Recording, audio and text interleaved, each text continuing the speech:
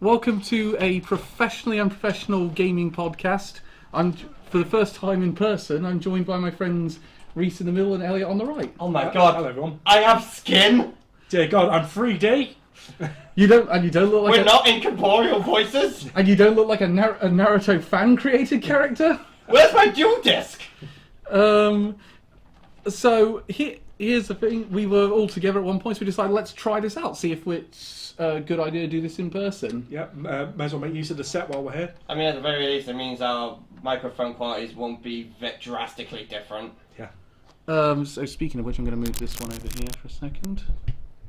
And now, have you made sure it's turned on, Cal? Yes. We're called professional and professional for a reason, guys. Yep. So, a lot happened at the time we were off. Yep. So we got two news items to talk about. Reese died, then he came back to life.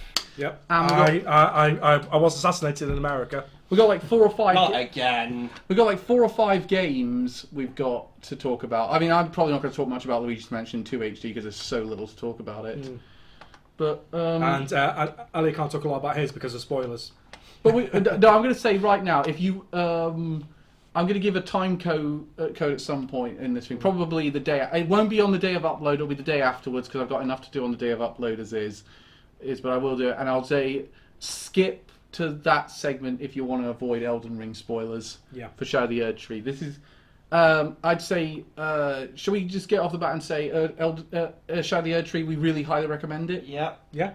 But I also think if you've got Shadow of the Erdtree, by now, not only have you probably done most of it, you've already bought it if you were curious. Oh, definitely, because it wasn't even that expensive considering the size of the DLC. How much was it in total? It It was like 30. 35 quid over here. Yeah, 35 quid. I mean, you could also buy that version that came with... You could buy the more upmarket version that came with both of them, but... Which actually was a very good deal, actually. Yeah, it was like 60 odd, I think. Yeah. 60 quid for all of that. And I mean, From Software always tend to do a version of the game that has both the full game and the DLC. That's what I did for Dark Souls 3. I just waited for that. And if you're reading the description title, we will go into the not E3 after we've done the games. We've got a format to follow. That will be the first thing we're doing in the after games, and then we'll do our item about the PlayStation Plus emulation after we've done that one. So let's start with Shadow of the Erdtree. Yeah. So I played it, Elliot's played it, you've only just started it, Reese. Yes, because I've been playing through my game. Yeah. I submitted my review for it yesterday. I gave it a 9.9 out of 10. Oh. What? I actually hadn't read it yet. It's the best bit of DLC I've ever played. It's just so amazing. You know, we do our awards at the end of the year. We call them like the Golden Ripleys for what's our best games of the year. When we get to the best DLC award, It'll be no contest. I'm just going to call it the Shadow of the Erdtree award, because that's this year what's going to be. It's got to be the Shadow of Erdtree, because I can't think of what's going to come out. Like, I think the only thing that possibly... Luigi's mentioned 2 multiplayer maps. I think the only thing that will challenge it will be... potentially, and even then, I don't think it's not going to hold a candle. It's the Sega Pass Super Monkey Ball. That and the Sega plays Sonic. I was going to say, you can already do that. Street Fighter 6's characters, which we'll get into later. Yeah. Because it is one of the highlights of the summer for me. I mean, what are you going to pick? A couple of characters or a giant map? Exactly, that's the point. So, as I mentioned before, spoilers for Shadow of the Erdtree going forwards. Reese is very aware of these things, so it's not as if we're spoiling it for him. Yeah. Since you can't avoid spoilers on holiday. Just due to the way YouTube and Twitter's No, laid out. I had that when I went on 70,000 Tons of Metal one year. I went on there, and it was the day I left was the day after Kingdom Hearts 3 came out. It was so hard to avoid spoilers, and I managed to avoid spoilers somehow. I did for this case, yes, I did manage to, with the exception of Messmer. I didn't avoid spoilers about him, and because you warned me ahead of time. By the way, this fucker is really fucking strong. I mean, you kind of expect that.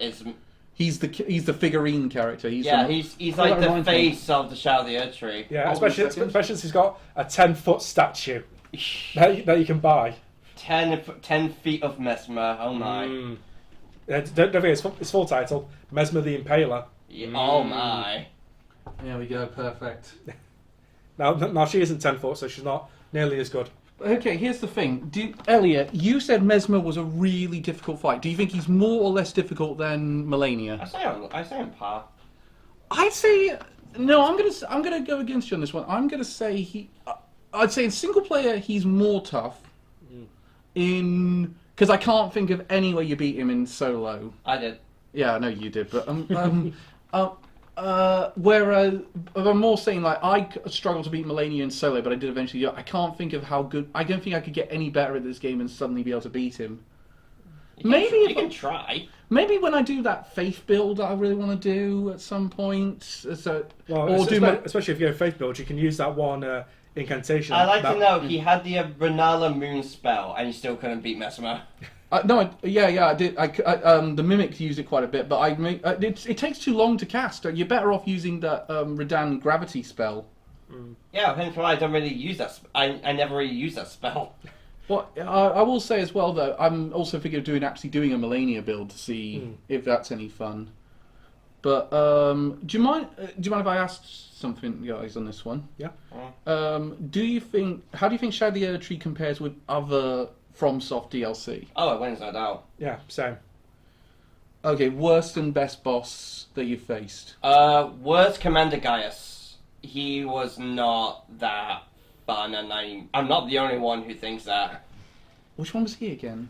He's one of the secret. It's one of the secret bosses. You have to get to him by going through the back entrance of the Shadow Keep.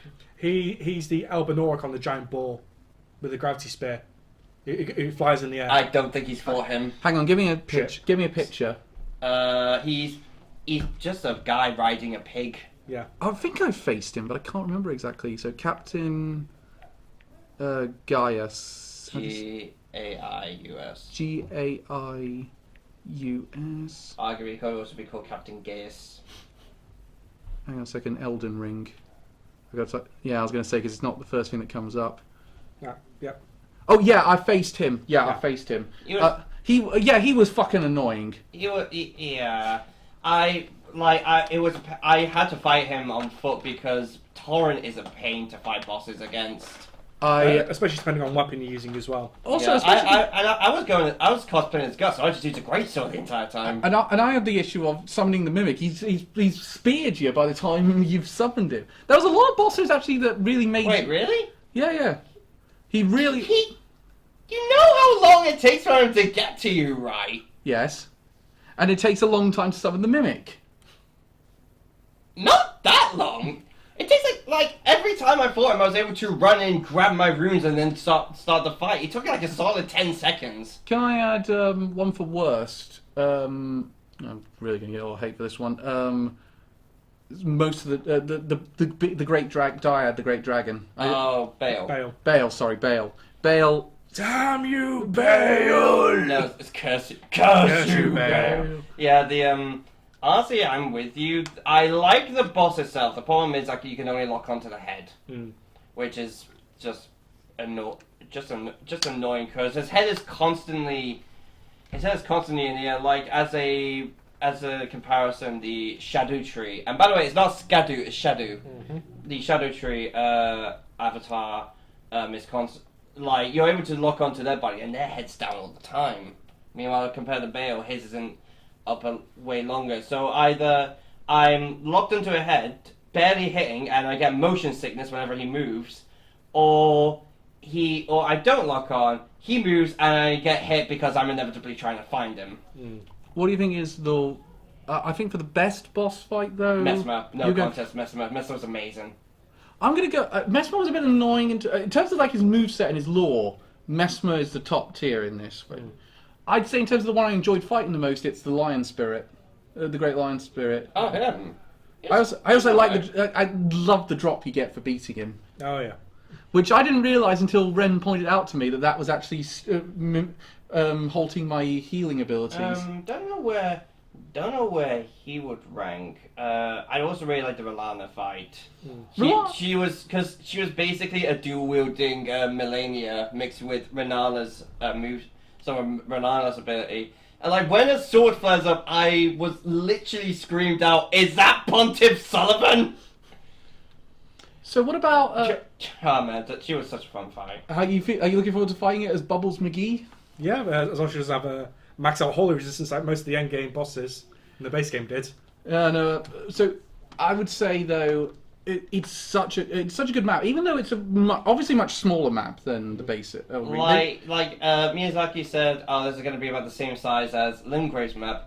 That was a fucking lie. It is bigger. Yeah, I was going to say, does he? I remember I saw one. Does it say, does Limgrave include that bit, the sort of like the college and fucking where you fight Radahn? What's his name? Caelid. Caelid. Does it include Caelid and that other? And Lunaria of the Lakes, yeah. Because here's the thing. There's like a big water section of the lands between that sort of like takes place, but around the right of Lunaria of the Lakes, and someone actually put the Realm of Shadow map over that. It not only takes up all that, it seeps into Alice Plateau, Limgrave, and Caelid. It's massive.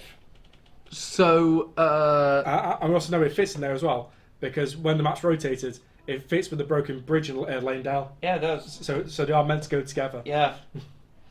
Can I add to the next though? I think they did a very good job giving you that first boss fight when you get in there and making you realise you're not going to plough your way through this thing because you've raised a really tough character in your new game plus. I mean, you already kind of figured that out. From Software's DLCs always are tougher than the base game. And I knew that as well. And I knew that as well because you warned me about that going into it. And I so I had myself. I think a lot of players on Twitter did not have that in mind, considering how much downvoting happened on Elden Ring afterwards. Like, yeah, it got massively review bombed on Steam. Which is, I hate it when people do this. I hate it. You whiny sacks of shit. Oh my god. Like, there was a Twitch streamer who, started playing Elden Ring like a couple of months ago, who he himself said, "You know this is a tough game, and this is late game content, right? You're not going to plow through it." I was worried. I forgot. Like, you had to beat Moog to get there. And Moog is a tough boss. Unless she's in with the bubble build, in which case he just keeps staggering and staggering. Well, to be fair, I was doing this on New Game Plus with my intelligent sorcerer samurai, which he stole from me. Plagiarized. Yeah. I did not plagiarize. You said there's an idea. I went to look online to see if anyone else had done it and what the things do. I said this is sort of an idea I was going with, and you just went, "Oh, I'm going to take that." And now he's doing the same with Ren's faith build. I'm not. I've said I'm actually more curious to do a Melania build than I am to do a faith build. I mean, it's not like I can talk. I'm doing a Malakath build, and that has a lot of faith in it. Which is weird because he's literally death incarnate. But the thing about I do think if you're not doing a faith build, it does punish you with like some of the facts of some of the things you can't use when you beat the bosses. Yeah. Like, I think because some of those spells look really cool, and I want to try them out. I mean, you're looking at someone who often does exclusively a strength builds. I must be honest though, I was normally with you on that one, but this game really makes me want to experiment with more different builds. And I'd say Elden Ring's I think it fixes some. I don't think it needs to fix anything about Elden Ring because Elden Ring does not have that many weaknesses overall, and I think this one just adds more content there. Yeah, exactly. Though I will say the final boss. This is the one time where I'm not gonna spoil. Yeah, same actually for me because I was I really like who the final boss is, but they've made the toughest boss in FromSoft history, in my opinion. I agree. I think that is the toughest final boss in FromSoft history. I should also stress I haven't gone and beaten the base game final boss after beating the DLC final boss, so I don't know what the new ending's like yet. There isn't one. Oh, there isn't one? There never is. Then what's the fucking point of that? It's fun. It's just for bragging rights. I will say as well. They never do. They never do with the DLC. They never have new endings. Because I've got a couple of. It's just more content. I'll tell you what I need to do. I need to get the Dung Eater ending. I haven't seen that one yet. Oh, that was so funny. The loathsome Dung Eater. I got Rani's ending one time, and I will stress she's my favorite character in the whole game. I did. And not just because she's voiced by Mio from Xenoblade 3. Of course. I mean, I got her ending was the first one I get, but that's basically just because I needed to do her quest line to get the guts armor. I thought, I must go to the end with this one. Whereas me, my first ending was the Chaos one, because you're locked into it once you go down the path. Oh, you got the madness one. Yep. You can apparently get out of that one. Yeah, by using a Mikla's needle, Yeah. which no one knew when the game first launched. Yeah. Oh yes. So until that was discovered, you were locked in. Okay, just for the record, I beat 4 of the bosses using multiplayer help. And my rule after that is, whenever I do that, I must spend my time helping other people out as to sort of fix my conscience on it. I did not summon, hence why I did not have to follow that. So rule. just for the record, it was Mesmer, it was the final boss. Oh god, I can't remember his name. It's the one who uses madness attacks. Oh, Midra. Midra, I used multiplayer help with Really? him. You used it against Midra? Yeah, Midra was real, and lots of people are summoning him multiplayer help. He's considered a really tough boss. The main problem I had with him was just the madness. I think, And that was literally just because you were you couldn't move for like a couple seconds. I didn't end up using multiplayer help for one of the bosses, but but I did end up helping other people out with it, which was the one at the bottom of that massive drop. You know, the sword and the horse that also takes. Him. Yeah, the Pestilent Knights, I think it's Yeah, called. yeah. That one was kind of easy. You know, someone I actually really like about the boss fight. I am 90% certain that's the Medea boss room. It looks so much like the Medea boss room from Dark Souls 3. You even get into it the same way, like by dropping through. I was like, the first time I got there, I was just like, holy shit, you fucking serious? Does this have connection to Lothric? I was actually doing that bit, and I was like, am I meant to jump off here? Am I not meant to? I'm going to curse the person who wrote that message if it's wrong! But I would say it's damn... I'd say Elden Ring, it is one of those games that we're going to look at in the future and say, if you're going to do an open world game, which not every game needs to be, if you're going to do open world games, this is one of the blueprints you need to look at of, you need to innovate. You can't just do something derivative. Don't think I'd agree. I think just because I think Elden Ring is so much its own thing, I think people should just let it be its own thing. They shouldn't use it as a blueprint. Well, It has it because it just has the same design as Breath of the Wild, which is just you don't really have any quests. You just go off in the world, and I don't know. I feel like that will get very tiresome quickly compared to other open world games where there is like a lot of objectives and like side quests and stuff to do. Okay. Like I would prefer people follow someone like Skyrim or The Witcher 3 than they do Elden Ring. Both are excellent other examples of like you got. I'd say you look at Scott the Woz as examples; they all hold up very well. Like Grand Theft Auto 5, Witcher 3, Witcher 3, probably maybe Red Dead Redemption 2. Yeah, that's all popular. That's all kicking. And of course, Breath of the Wild, Tears of the Kingdom, and Elden Ring. I think they're very. You're going to get a lot of bang for your buck if you buy these things even at full price. Yeah, but the most important thing about open world though, don't overclutter with collectibles like a lot of open worlds do. Yeah, like take for example, Final Fantasy VII Rebirth. Yeah, I think bad for it. I think Yahtzee a number of years ago did an extra punctuation about how Elden Ring's world works, and why others do. And one of his big points was just other open worlds are so worried about you missing stuff. Yeah. Like they have missions that'll drag you to these side quests or to interact with these players. Meanwhile, with games like Elden Ring, they just say, "Here's the world, have fun." Yeah. What do you think? Very good. It's a shame we can't nominate it for Game of the Year because It's 100% winning. It would 100% win if I could both pick it. Put it this way, it would be the front runner for me at the minute. It's absolutely would be the front runner. It's got me addicted to Elden Ring again. Now, It's so much fun. Before we move on to the next thing, can I ask? FromSoft's next game after this, do they do the open world again, or do they do the more controlled style that we saw in things like Bloodborne, Dark Souls, and to a certain, for a more recent example of someone copying them, Lies of P? I say they will if they're doing a sequel to Elden Ring. If not, they're going to go back to the previous. And they don't need Bandai Namco's permission to do a sequel to Elden Ring because they did purchase The IP. The IP. So FromSoft owns Elden Ring completely. Yeah. More than they actually own many of their franchises. They have a stake in all of them, but Activision also has a stake in Sekiro. Sony still has a stake. Bloodborne and Demon Souls. I think they own Armored Core outright, though. Yeah, Armored Core they own outright. What about Dark Souls, or does Bandai own that? It's also published by Bandai. It's published by Bandai, but do they own part of the IP? Yeah, I certainly do. Okay, so...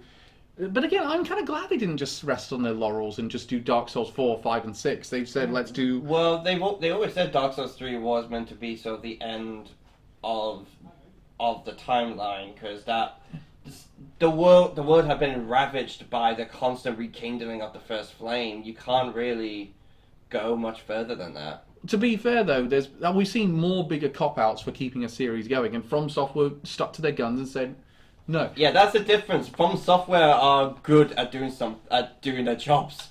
Yeah, and at least that's with the worst lighting I've ever done in one of these things. That's beyond useless. Yeah, and it's one light in the corner. And it barely works. And it barely works. You know this. Why did you turn it on? I assumed someone had actually fixed it. Ah, yes, let's light up the desk, why don't we? That's off camera. It's brought a bit of light in the room. Next, anyway. But yeah, if you haven't played Child of the Erdtree, for the love of God, do it. It makes me more upset that this is the only bit of DLC Elden Ring's getting. Yeah, because they're moving on to the Armored Core DLC next. Yeah, and also I think it's I think that's enough for Elden Ring. I think you have the risk of saying it's oversaturated in content at that point. There are a few games that come out and you think there's way too much content here to get into. Like, I'll give you an example. If I was going to get into any of the sort of Genshin Impact Studio games, it would get into Honkai Star Rail, because that one has the plot line that I quite like the sound of. Yeah, I'd say Zenless Zone Zero just because that's the most recent one. But here's my point. I might get into Zenless Zone Zero because it's the most recent one. I've heard a lot of people I like say that they really like it. Whereas Honkai Star Rail, it's only like a year out, and it already feels like there's too much content to get into at that point. It's a similar thing about Final Fantasy XIV. It feels like a daunting task now to start that thing. I think with one more DLC, Elden Ring could get into that thing of new players just eventually saying, there's too much here, I don't really want to get into this. No, not really, because the difference compared to those ones is Elden Ring has an ending. You can actually beat Elden Ring, meanwhile the idea of those games is to keep going on and on and on and on. I will say Final Fantasy XIV now does have an ending for its first arc. Okay. So this new I can't remember if it's the last DLC did that, or if it's this new DLC is the start of the new arc. Also, those games are doing something that I feel like, that Elden Ring did, which is they're trying to appeal more to the current players rather than get new ones in. How would you feel if we did a FromSoft game that was essentially an MMO? Like, even more of an MMO than what we currently do. Like, the idea of you would see other players wandering around the map doing their bit. But as actual players rather than just spirits. I don't think that will work as well. The idea for FromSoft games like Elden Ring is the co-op part is optional. If you get like the world is very much, and combat style is very much suited for more single player. And if you get a bunch of players in, it'll either end up being really easy, or FromSoft will have to make the game extra hard to accommodate for that. I agree. I feel like would just draw even a lot of existing fans off. And if we go by recent interviews, they want to move away from co-op in future games, which I personally think that's a mistake. Because I even if you want to just... it's a mistake because it's hard, and I need people to carry me. I will also point mention, even if you'd like doing this, you want a mostly single player experience. I like having those spirits that you see playing the game at the same time. It makes you feel less alone in a sense, and I like having the bloodstains to say, okay, something's coming up ahead. Yeah, I like sharing messages. The messages are fun. Yeah, I did a couple when I did the DLC. I did a ton. I did a ton with the DLC. Like, I think my favorite that I've done is in one of the sections where you see like a giant skeleton, and I wrote "Behold, dog." I got a lot of likes. I did one outside of Messmer's boss room, and it said "No joy ahead." No infinite joy ahead. Are you kidding me? At that time, that's what it felt like. Anyway. Mate, I love Mesmer. Shut up. Anyway, so let's talk about the 2 games that came out in May. One of which all 3 of us played, and one of which 2 of us played. We'll start with the one that 2 of us played. Yep. So Hellblade 2. Yeah, Pretty good game. I liked it. I Yeah. thought it was good. All 4 hours of it. Well, about 5 or 6 hours it took me. I think I played like 6 or 7. Did you do a new game with the change in narrator that you get after the? No. No, I didn't either. There's no point. There's no. Well, I did. Yeah, no, I did. I did it briefly, but I was just thinking it like. I didn't finish it because I was like, oh, there's no point. It's to this. just a waste of time. It's just a one and done. Really, I think there's more for like if you decide to go and do it again. It's something so inconsequential you can just like avoid not to have to do it. Okay, 2 things are really good about it. Graphically, this is the best looking game of this generation. Holy shit, it looks amazing. Like I say, it's on par with something like it's on par or better than something like Stray No Island Wake 2. It's a good showcase for Unreal Engine 5. Yeah. The storyline's also really good. It follows on very well from Hellblade 1. Yeah. And does a brilliant job moving into this new storyline. It doesn't just repeat Hellblade 1. I do have problems with the storyline, mostly because it's very much going down the chosen hero storyline. Yeah, that's with basically everyone saying how Amazing she is. La-di-da is like the only one that can kill the giants. giants. Senwa is the only one who can kill the giants, and she just needs a name to be able to do it. But those sequences are amazing, though. The ones where you're just running and then trying to hide from an attack, and then hope you're going to get. I didn't die very often. I died like twice. I didn't die at all. Yeah, I was actually at one point. I was actually going. Yeah. Is this game going to get difficult at some point? The problem. And I sort of realised this while playing, because I played Hellblade 1 not long before. You fight enemies one at a time in this one. I prefer that. I don't. I prefer in the first game where you fought multiple enemies at once, and you sort of had to like juggle which one's best to attack, which one's to block against. I really enjoyed that. Like, I'm one of the few people who actually likes the combat in Senua's Sacrifice. I'd say I prefer the combat in the sequel. Why? I think it's a bit. Is it because it's easier? It suits cinematic experience better. So yes, Elliot, yes. Yeah. It's like I'm not looking for a cinematic experience with these fights. I'm wanting to have fun, and I have more fun with Senua's Sacrifice. But I don't like the combat either way. So I don't like the combat in Hellblade 1, and I like it. The only reason I like it more in Hellblade 2 is that it's slightly easier. And I like the combat though. I actually really liked it in Hellblade 1. I don't like it at all. I think it's way too slow paced. I'm just like, oh, get on with it. No, I enjoyed it. I thought it was good. I get it. And also, I think the one-on-one makes it feel more intense when you get into a combat situation. Puzzles I'm a bit mixed on. Most of the puzzles are alright, but some of them are a bit... The puzzles are a lot easier. Yeah, they are a lot easier. There's not as many, like, you having to find the Nordic runes puzzles. A lot of them is sort of like, you look at a bubble, the environment changes. Those are the ones I like the most, though. The idea of the one when you go into the cave and you go doing, like, the floor becomes the sky. One. That one's great. It never feels like I really have to think, though. Like the cave segment is one of the best parts of that whole thing, because it feels like a proper horror game. You are worried shitless about what's going to happen. Yeah, in there. like there are ones I can think of, like having to hold the torch to light while wandering through the light like a darkness, or like having to keep up with that bit of light while like a bunch of golem-like creatures are chasing you. I'm gonna say as well that my least fit. I thought the end was a bit, like it didn't, like it never felt conclusive. It more just felt like it stopped. Yeah, I know what you mean. I was about to say that. Yeah, I like the main villain. The villain's good, yeah. And he's very timely considering where some of world politics is going right now. Well, is he a giant fat man with an orange face? Yes. Yes, he is. Yes, he is, and who uses fear of an outside enemy to move, which has been mostly faked, to move the masses into giving him more power. You couldn't write it. No. And yet somehow Ninja Theory did. Yeah. Yeah, I was saying Ninja Theory, fantastic job they did on this one, especially considering how long it took them from announcement to release. They've clearly been working on this thing for quite some time, and they've done an excellent job with it. Yeah. Did you play it with the headset on so you get the inner voices in your... Yeah. Best way to play the game. I liked it. Yeah, I played it with my Starfield headset. So... Didn't you say you could only play a couple hours because it unnerved you that much? The first time I did, so I decided to give it a go again. And I did say once you get that used to it, it's all right. And I think they actually toned it down a little. That might be actually a problem, but they did for some people. They did tone it down a little bit for Hellblade 2. There was never like Senua having conflicts with her inner voices. It was more just they're there. They keep changing their mind constantly. Either she's amazing or she's stupid every 5 minutes. You're stupid. No, you're amazing. Welcome to the mind of mental of one with mental disorders. That's just me every day. Oh my god, you're really good at this. Oh god, you suck. I will say, Hellblade 1 did quite well with critics and the awards circuit. So, like the BAFTAs, the Game Awards, the Golden Joy-Cons, and all that.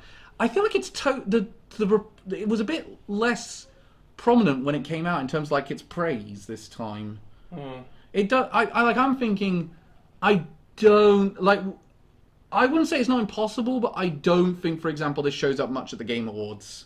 I think it could win like best performance because I think Senua, the person who did Senua, is fantastic. Yeah, she's fantastic in the role. I'd also say it could be up there for soundtrack. What about narrative? Because the soundtrack is done by a band called Heerlung. Yeah, brilliant songs in it. I've been really getting into. I absolutely love like the Nordic feels when it comes to music, so they are right on my alley. Yeah, and they did that brilliant performance at the Game Awards last year that really was excellent. What about... okay, here's one I'm wondering though. Do you reckon Best Narrative is up for Best Narrative?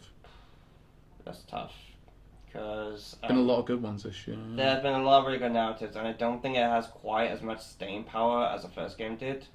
Like, Staying Power was a deep dive into Senua's psyche, and it's a very good representation of, like, these stages of grief.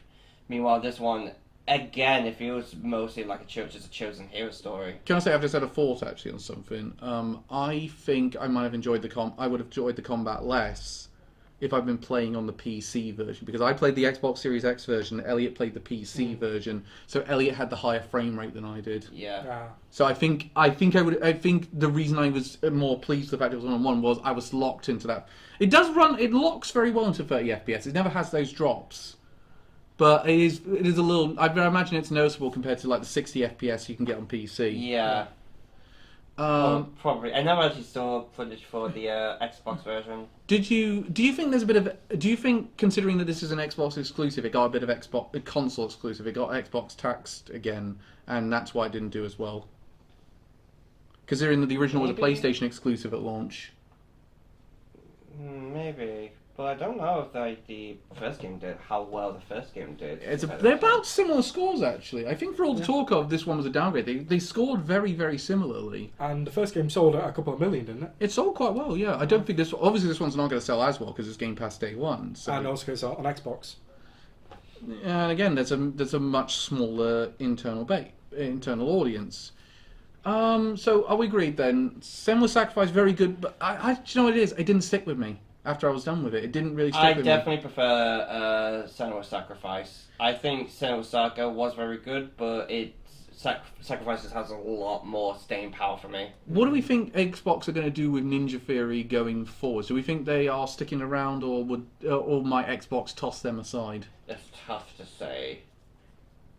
Honestly. Because I would have said Tango Gameworks was safe this time last year, and that's obviously proven wrong. It's tough to say with anyone who isn't one of the big guys at Xbox at the minute. I would say Ninja Theory, though, they are... I think they could be someone that Xbox could look at and say, this is... Yeah, I think they are a necessity, though. I think, they are...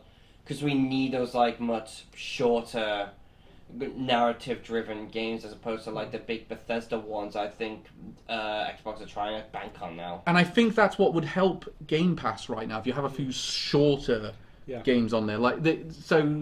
It might be those... Because I feel like, how many people on Xbox... Let's say that they went with Elliot's strategy and day one Game Pass is not a thing. That you have to wait at least 6 months for it to go on Game Pass. How many people actually would have, on that audience, would have actually bought Hellblade 2? I think a pretty decent amount. I think I noticed that Xbox were not marketing that game well at all before it was released. Yeah, because there's an awful lot of silence on it. It was like for half the time the console cycle, it was like this is one of our biggest games ever, and then just after release it went silent. Yeah, especially because I've looked up in the first game it sold. In total, sold now 6 million copies. It's not making 6 million. Yeah, it's not doing that much. No, I think half of that at best. I'll be interested to see what the Steam sales for it are like. Yeah, especially because we've just had the Steam Summer Sales as well. Yeah. So it might have got a bit on that one. Yeah. So let's move on to the game that all three of us played, Nintendo Paper Mario Thousand Year Door remake. Yay! Can I say if I finally played this game. same? And you know what? Wait, you never played this one before? No, I never got around to it. Oh. Do you know how expensive a GameCube copy was? I thought you would have played it when you were like younger. No, I completely skipped it. You played it. You played XD Girl of Darkness and not that. In fact, so did I. I'll be honest. I didn't know about this game coming out when it was time. I think it wasn't advertised over here very well. No, I remember I played it when I was younger because my mate had it. There was so many more adverts for Super Paper Mario on the Wii than there was for this. That was very heavily pushed. I don't remember seeing those adverts, honestly. It was a lot on Cartoon Network at the time. R.I.P. Cartoon Network. You will be missed. Well, the Cramp Twins won't be missed, but everything else. God. Oh God! I just reminded you that existed. Yeah. So that was such a horrible cartoon. Like, why was one brother purple? That was never explained. there was, and one the dad's green, and the mum's they all, and then there's the prejudice against the people that live in the swamp, but they don't look any different to anyone else. Okay, Doug exists, and you're questioning that with this show. At least Doug made more sense than that shit. And Doug was better. So we can, but that's like comparing horse shit with dog shit. Yeah. Let's talk about Paper Mario. I finally get why people say this is one of the best Paper Mario RPGs. This is not just one of the best Mario RPGs, it is the best Mario RPG now, I can say. Yeah. And I can also say it's one of my all-time favourite RPGs now. It's fun. It is so good. Yeah. It's so good. And this remake did it such justice because I've looked at footage for the GameCube version when I was doing this. The colours look. They've managed to make the colours look a lot better. Yeah. The models look really cool. They actually have shadows and lighting this time. Yeah, and also, do you guys want to know the biggest improvements? What? All the characters now are back sprites. In Oh. the original game, they're always facing one direction Yeah. towards camera, whereas now you can actually see behind them when you turn around. There's so many great parts. I love fighting in the sort of arena against Rock Hawk. Oh yeah, that was like chapter 3, wasn't it? Who's like a mix of The Rock and Hulk Hogan. I love the sort of Murder on the Orient Express chapter. I love all the side characters. Vivian's amazing. The Captain Bob. Oh yeah, he's the character I always used. He was great. Yeah. I use Vivian the most, I think. Yeah, Vivian. I brought it to the final boss. Vivian. Who, by the way, mostly because like she's one of the only characters that can attack enemies no matter what position they're in. Yeah. Also, while we're saying confirmed transgender, fuck you bigots. Yeah, just like she was 20 years ago. Yeah, but again, it's all the constantly, oh, just translate it. Don't put your own agenda in it. We just did that. You still did it. Translate it differently. Fuckers. Always complaining. But I love For that. Goombella is great. Koops is one of my favourite side characters. What did you name the Yoshi? Zenshi. I just named it Meg. I sent him Yoshi. Because that was boring. Which colour Yoshi did you get? Red. I also got red. Orange. Yeah. It's oh my god, just so much good stuff in this game. It's so good, and it's every time you think, oh, it's got to be wrapping up, it comes up with something different, and it's like it's still just as amazing as the last thing. Yeah, and also one of my favourite new additions as well. There's a new badge in it in the shape of a GameCube. Yeah. So you can go back to the original soundtrack Yeah, any I time. love that. I loved that one. It was also 0 badge points as well. So you can use it any time. Yeah, I like the partner wheel. Because that wasn't in the original game. Like No, originally, you just had to go into a menu every time. and select. That was good. I didn't actually know that was a change up from the game. because I brought up in my review. Same. I didn't bring up in mine, but that's because I didn't know that one because I haven't played the original. I haven't, but I did a lot of research. A quick question, Reese. 60 FPS on the GameCube versus the 30 FPS you get on the Switch, how much does that detract from the final product? It didn't detract that much until you got to the timing for the action commands. That's when it does. Yeah, that's the only time I noticed it. I started using less ones that required less timing at that point. Yeah. So like Same. Vivian's fire spell that does everyone in that one was very useful. Yeah. I also found. Do you know what it did Oh, for me? another big addition actually. The sewers now have warp pipes. Yes, so Thank God. So it's cut down a lot on backtracking. Now that one I did know about, and I'm glad that they made those changes. Yeah. So that's why you can say this is a remake, not a remaster. Yeah. Can I also add as well? I think this has the best storyline of any Mario game. Yeah. Well, Well, is there anyone you think can challenge it? I think personally Super Paper Mario has a tighter narrative. yeah. Okay, I'll give you that one. Maybe Super. yeah. Also, this game does have some things that could be cut out. Like, for example, Bowser's entire section. I like Bowser's section. His entire section was just, oh, I'm going to get the Crystal Star. Oh no, Mario got it first. And it all culminates to a single boss fight at the end of the game that it just feels like it was there for filler, if I'm honest. I love the fact Bowser's just a dork in this. Yeah. But Peach gets her best storyline ever in this. Yeah. And again, she doesn't do a lot. She just walks from place to place mostly. But I love the story between her and the computer. That's amazing. It is good, but that could be cut out. It could, but it's not. I mean, Tech does help at the very end. Like, he does tell Mario where to find Princess Peach at the end. So I feel like he does contribute at least a little bit. What's the what? Oh yeah, Bowser sections. I just feel like they could have been cut out. Honestly. Can I be honest? I think if we were counting remakes, this would be the front runner for my game of the year at this point. I love this game so much. I really do, and it's like this is coming in the final year of the Switch. It is what a way for the Switch to go out if this is where it's going. If this is the final portion of it. I don't think I could go quite that far as to say this is the best game of the year. How I don't even know if it's the best RPG of the year. What would you say would be a better RPG? Because Like I think there's only one Infinite contender. I would add Final Fantasy VII Rebirth could challenge it. Yeah, but with Final Fantasy Rebirth, there was a lot of side filler. There is a lot of side filler, but there's good side filler. Yeah, until you got like Oh, a piano mini game. Oh, its side quests still suck Yeah. in Paper Mario. They really still suck. Yeah. They are. It's still annoying. You can only take one at a time. Which was in my review. I also felt like I also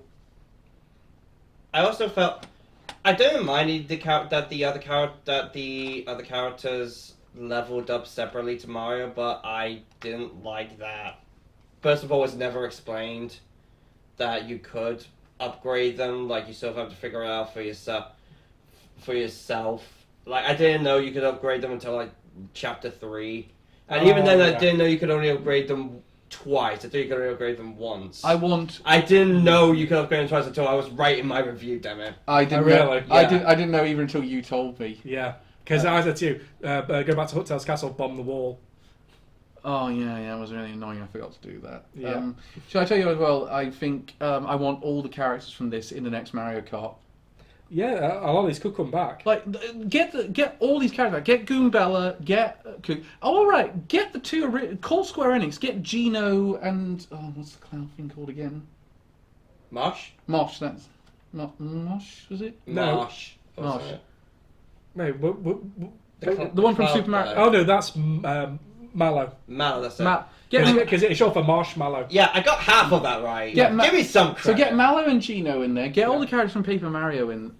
Because the one thing it did for me was it kind of lowered my opinion of Paper Mario the Origami King, which is the other Paper Mario game you can get on the Switch. Did you guys play Origami King? No, because I heard kind of mixed things about it. Yeah, I was just very put off by its gameplay style. It was just too similar to Sticker Star and Color Splash. Yeah, I also didn't like. I also heard like the coins were basically useless in it. Oh no, And you couldn't level up. I was just like, so what's the point? Yeah, no, because I got the review job for that one, and I said at the time I thought this was a step in the right direction after Color Splash and Sticker Star, because at least they were trying to do some more innovative ideas narratively, and the battle system. It's all right. I didn't mind the battle system all that much. Which is one of the very few people who do. Because I did like the puzzle aspect to it. But Yeah. I think the problem I did have with it was the leveling up's not there, so the battles are kind of meaningless. Completely pointless. Wasting And time. again, compared to how creative the side characters were in this game. Compare that with the 3 you get in Origami King. You get Bobby the Bob-omb. Yeah, he's alright, he's the best thing about the game. But then you get like a generic Captain Toad knockoff and Bowser Jr., and it's not as interesting. Yeah. There was also like some characters in this game though that didn't really contribute much, and honestly, they sort of just disappear. Like for example, the Mouse Thief.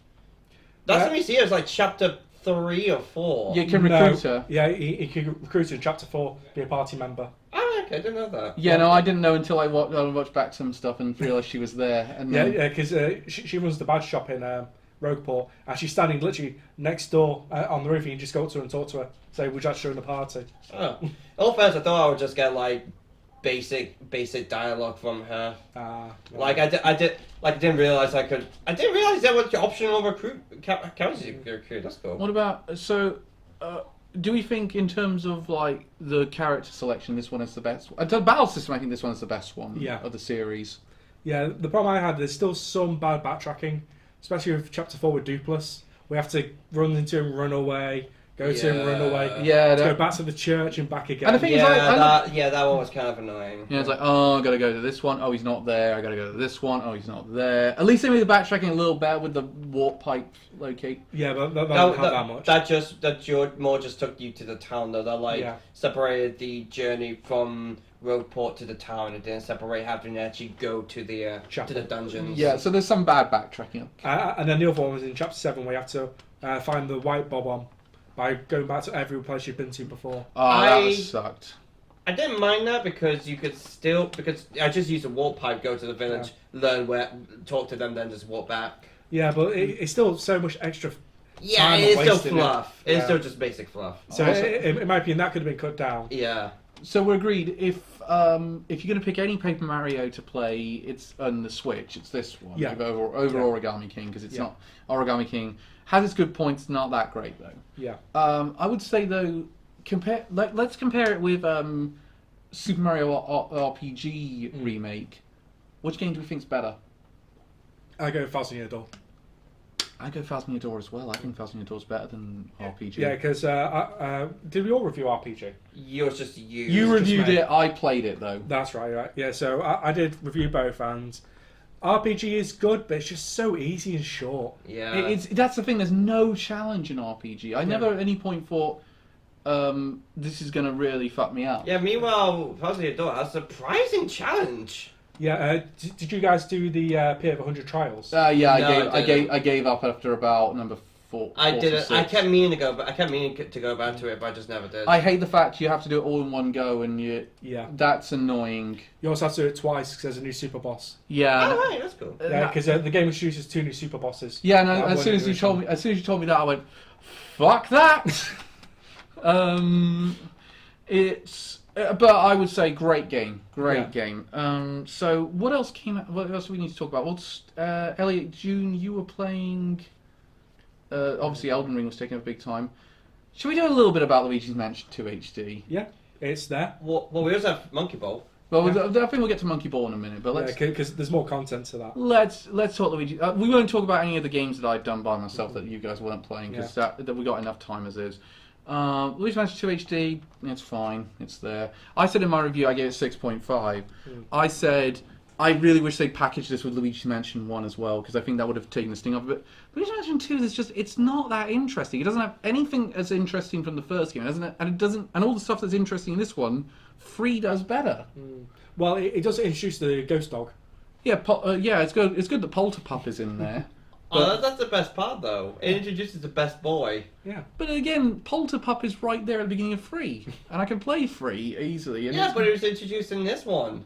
Yeah, and I actually did buy the special edition, so that I got the diorama with Polterpup that glow in the dark. Of course you did. I love Polterpup. Because you waste money. Yeah. It was actually at this point, as far as actually is still standing. It was only £10 more than the base one. So I just don't know how cool would it be though if Polterpup is in the next Mario Kart. That'd be cool. Shut up and take my money. No, or even better, what if they changed Luigi's moveset so that Polterpup was a part of it in Smash Bros? Oh, love it. You sold me. So, it's a fine game. If you liked it last time, you'll like it this time. But I think just play Luigi's Mansion 3. There's nothing plot relevant that you need for this one. For that one. Except the introduction of Polterpup. Yeah, King Boo comes back again, but he's back in 3. He's always back. Yeah. It's like William Afton. Oh, it does explain why there's friendly ghosts in Luigi's Mansion 3, though. It does, yeah. Because with Professor Egad befriending them. Yeah. So that's a plot point. But apart from that, I can't think of that much you need to know. I think the Egad is probably one of my favourite little voice bits for any of them. I still in my head half time hearing Brentalfloss's voice for him. Oh yeah, that's right. Luigi, you saved me again. Ah, shit, we did it again. So let's talk Super Monkey Ball, Banana Rumble. This is one of my favourite things I've played all year. Yeah, a great fun arcadey game. A real return to form as well. Yeah, Monkey Ball's great, and they've done cutscenes that actually have movement in for once. They haven't done that since 2. Yeah, which was back in 2002, 22 years ago. Good God, I cannot believe it took us that long. And it's like Monkey Ball definitely felt like it was on a downturn with like. Yeah, Banana Blitz is fine, but it's not great. Yeah, because the thing as well with Banana Blitz HD, it's just a repackaging of 1 and 2. No, that's Banana Mania is the one that's... That was about... Banana Mania is the one that's a repackage of 1 and 2, which is still a very good repackage. Banana Blitz was the Wii game. And then you had the 3DS game where they put barriers on everything so you couldn't fall off. Yeah, I remember that. Banana Blitz was one of the first games I got for Wii. It's a okay game. I liked it. But I think adding a jump... I never beat it, I sucked. I think adding a jump button didn't help things, though. I think they did bring the jump back in future games, though. It's only this game, it's not reappeared for the first time. It doesn't really appear in... I didn't think it appeared in Banana Mania. I don't think they added it to that. Yeah, it was unlockable. Yeah, it was unlockable. Yeah, that was it. But I never used it again. Which I would prefer a skill to be unlockable than just completely absent. What do you think then about the spin dash that you get in? Oh, spin dash is great. I've cheesed so many levels with it. Yeah, it's just fun. Because there's one level where it's to get like the time mission reward. It's finishing like 40 seconds. I did it in 5. Yeah, I did. I did. Just going full speed from the start off a cliff. It does make time attack much more fun. I've not done that much time attack. Yeah, I haven't done too much either. I got a decent time though. Yeah, because I'm still working through the EX levels. I'm on EX7 at the minute. I've on EX5. Yeah. Oh, trust me, Cal, it gets a lot harder. Yeah, no, I haven't. The main thing is that I haven't used any of the help ones. Same. I've not. I haven't used anything like the rewind button or that one. I've just really put. It really feels rewarding when you like persevere and you can get it. So I'm wondering at what point am I going to turn those on and just say, now I'm done persevering. Because the assistance mode is great because I've seen it online, but it doesn't allow you to save your score or anything or get points for it. See, I want that. I want my score and my time all saved. Yeah. So the characters I keep shifting back and forth between are Palette, the new character, who's the coolest part of the game. Yeah. And Mm. It's character I'm using at the minute. And Mei, you know, for when I do those more technical levels, and you want something short, someone who's not that fast and can have a very good break. Yeah. But then again, she's not great for like if you really need to be speeding up and using the. But I'm amazed Sonic is not the fastest character in the game as well. Yeah, that's a bizarre choice. Yeah, like there was one of the monkeys is the fastest one. It's it's Baby, I think, has a 5-star. No, not Baby. It's the other girl. Begins with an M. Mei. Not Mei. It's I can't remember her name, but it's the other Monkey. I like some of the characters that are coming though in the upcoming DLC, like Tails, Knuckles. I think they got Beat from Jet Set Radio coming in. Yeah. I think Kiryu from Like a Dragon's coming in. Yeah, I think he's one of the characters he turns up in the car, the cyberball. I like the idea. I'm hoping Ichiban's coming in there. Yeah.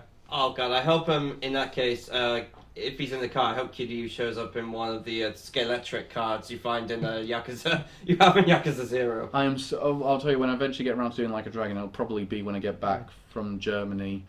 I'm going to do as much side content as possible because I'm not going into those boss fights with that low level and again. Yeah, but I have noticed though, this game has quite a low number of characters to start with because you start with 7 monkeys.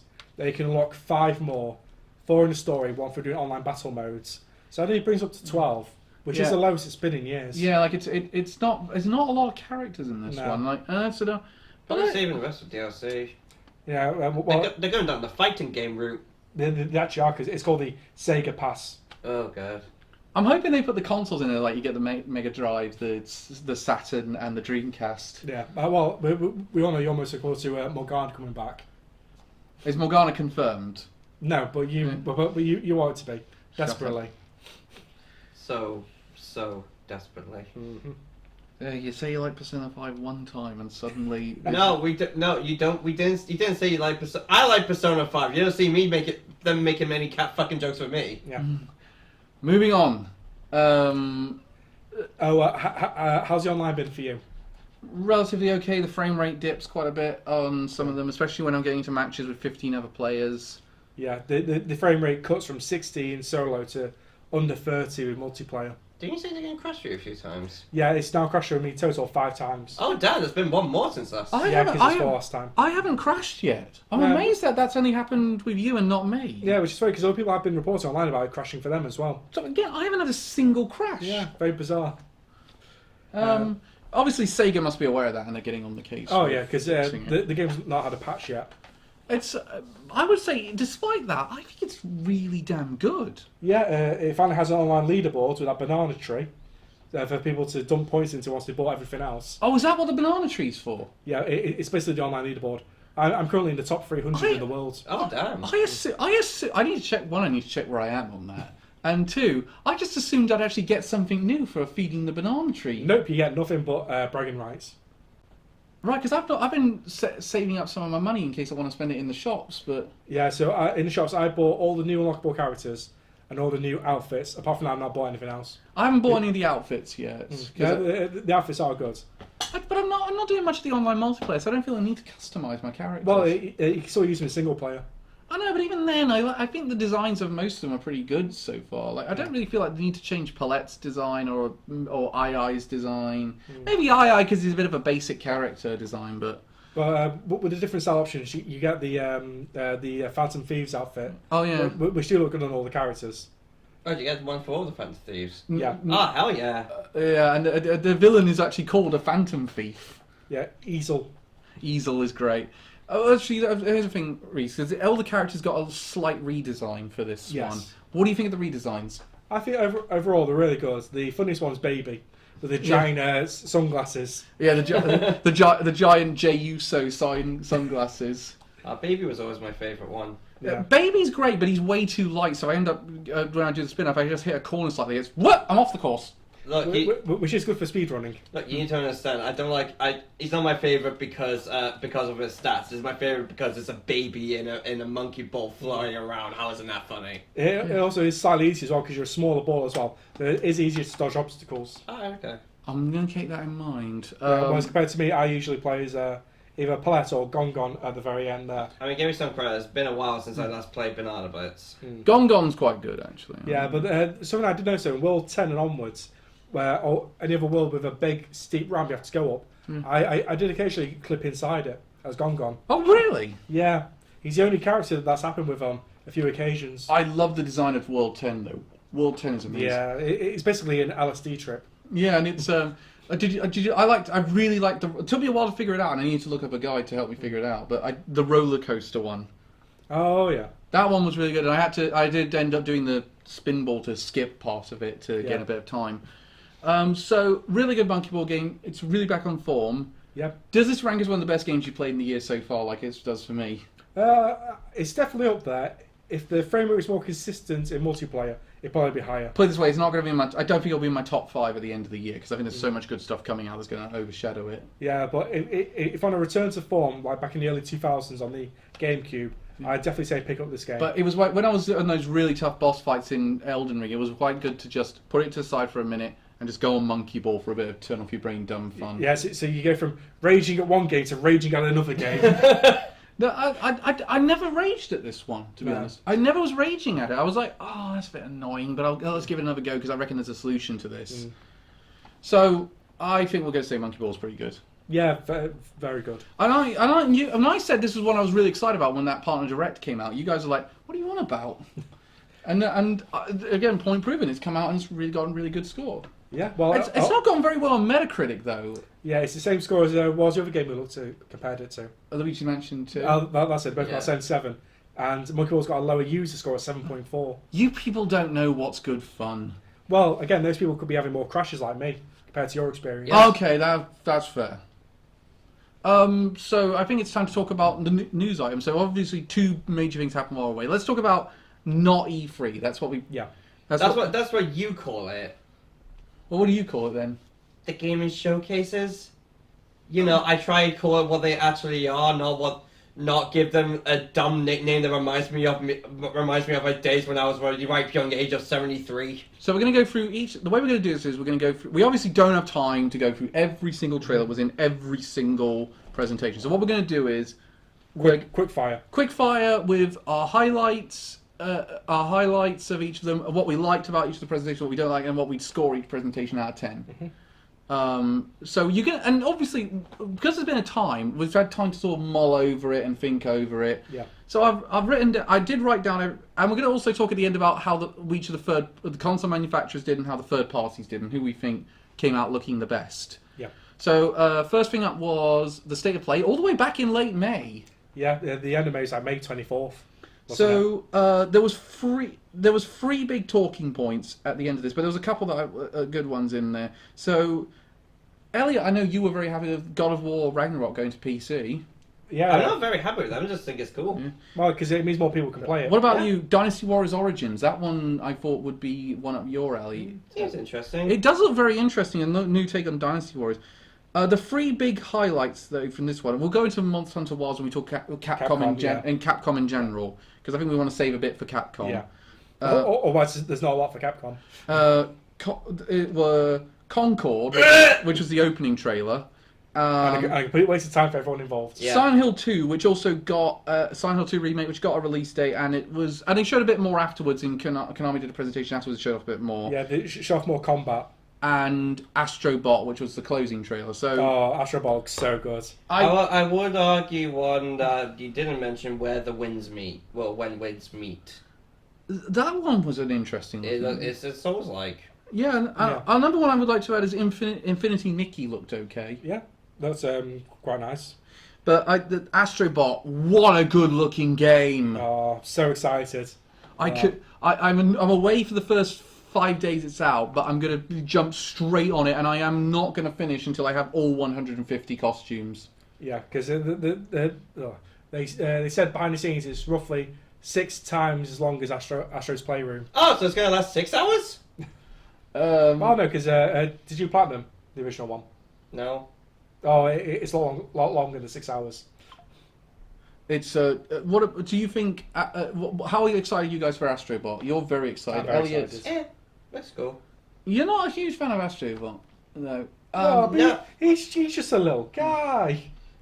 No, just not as excited as you are. Oh no, yeah, no. This is the game I'm. Because you're a bitch for platformers. I love this sort of game though. This is the sort of game I love to play, and You just see it and just go, my childhood.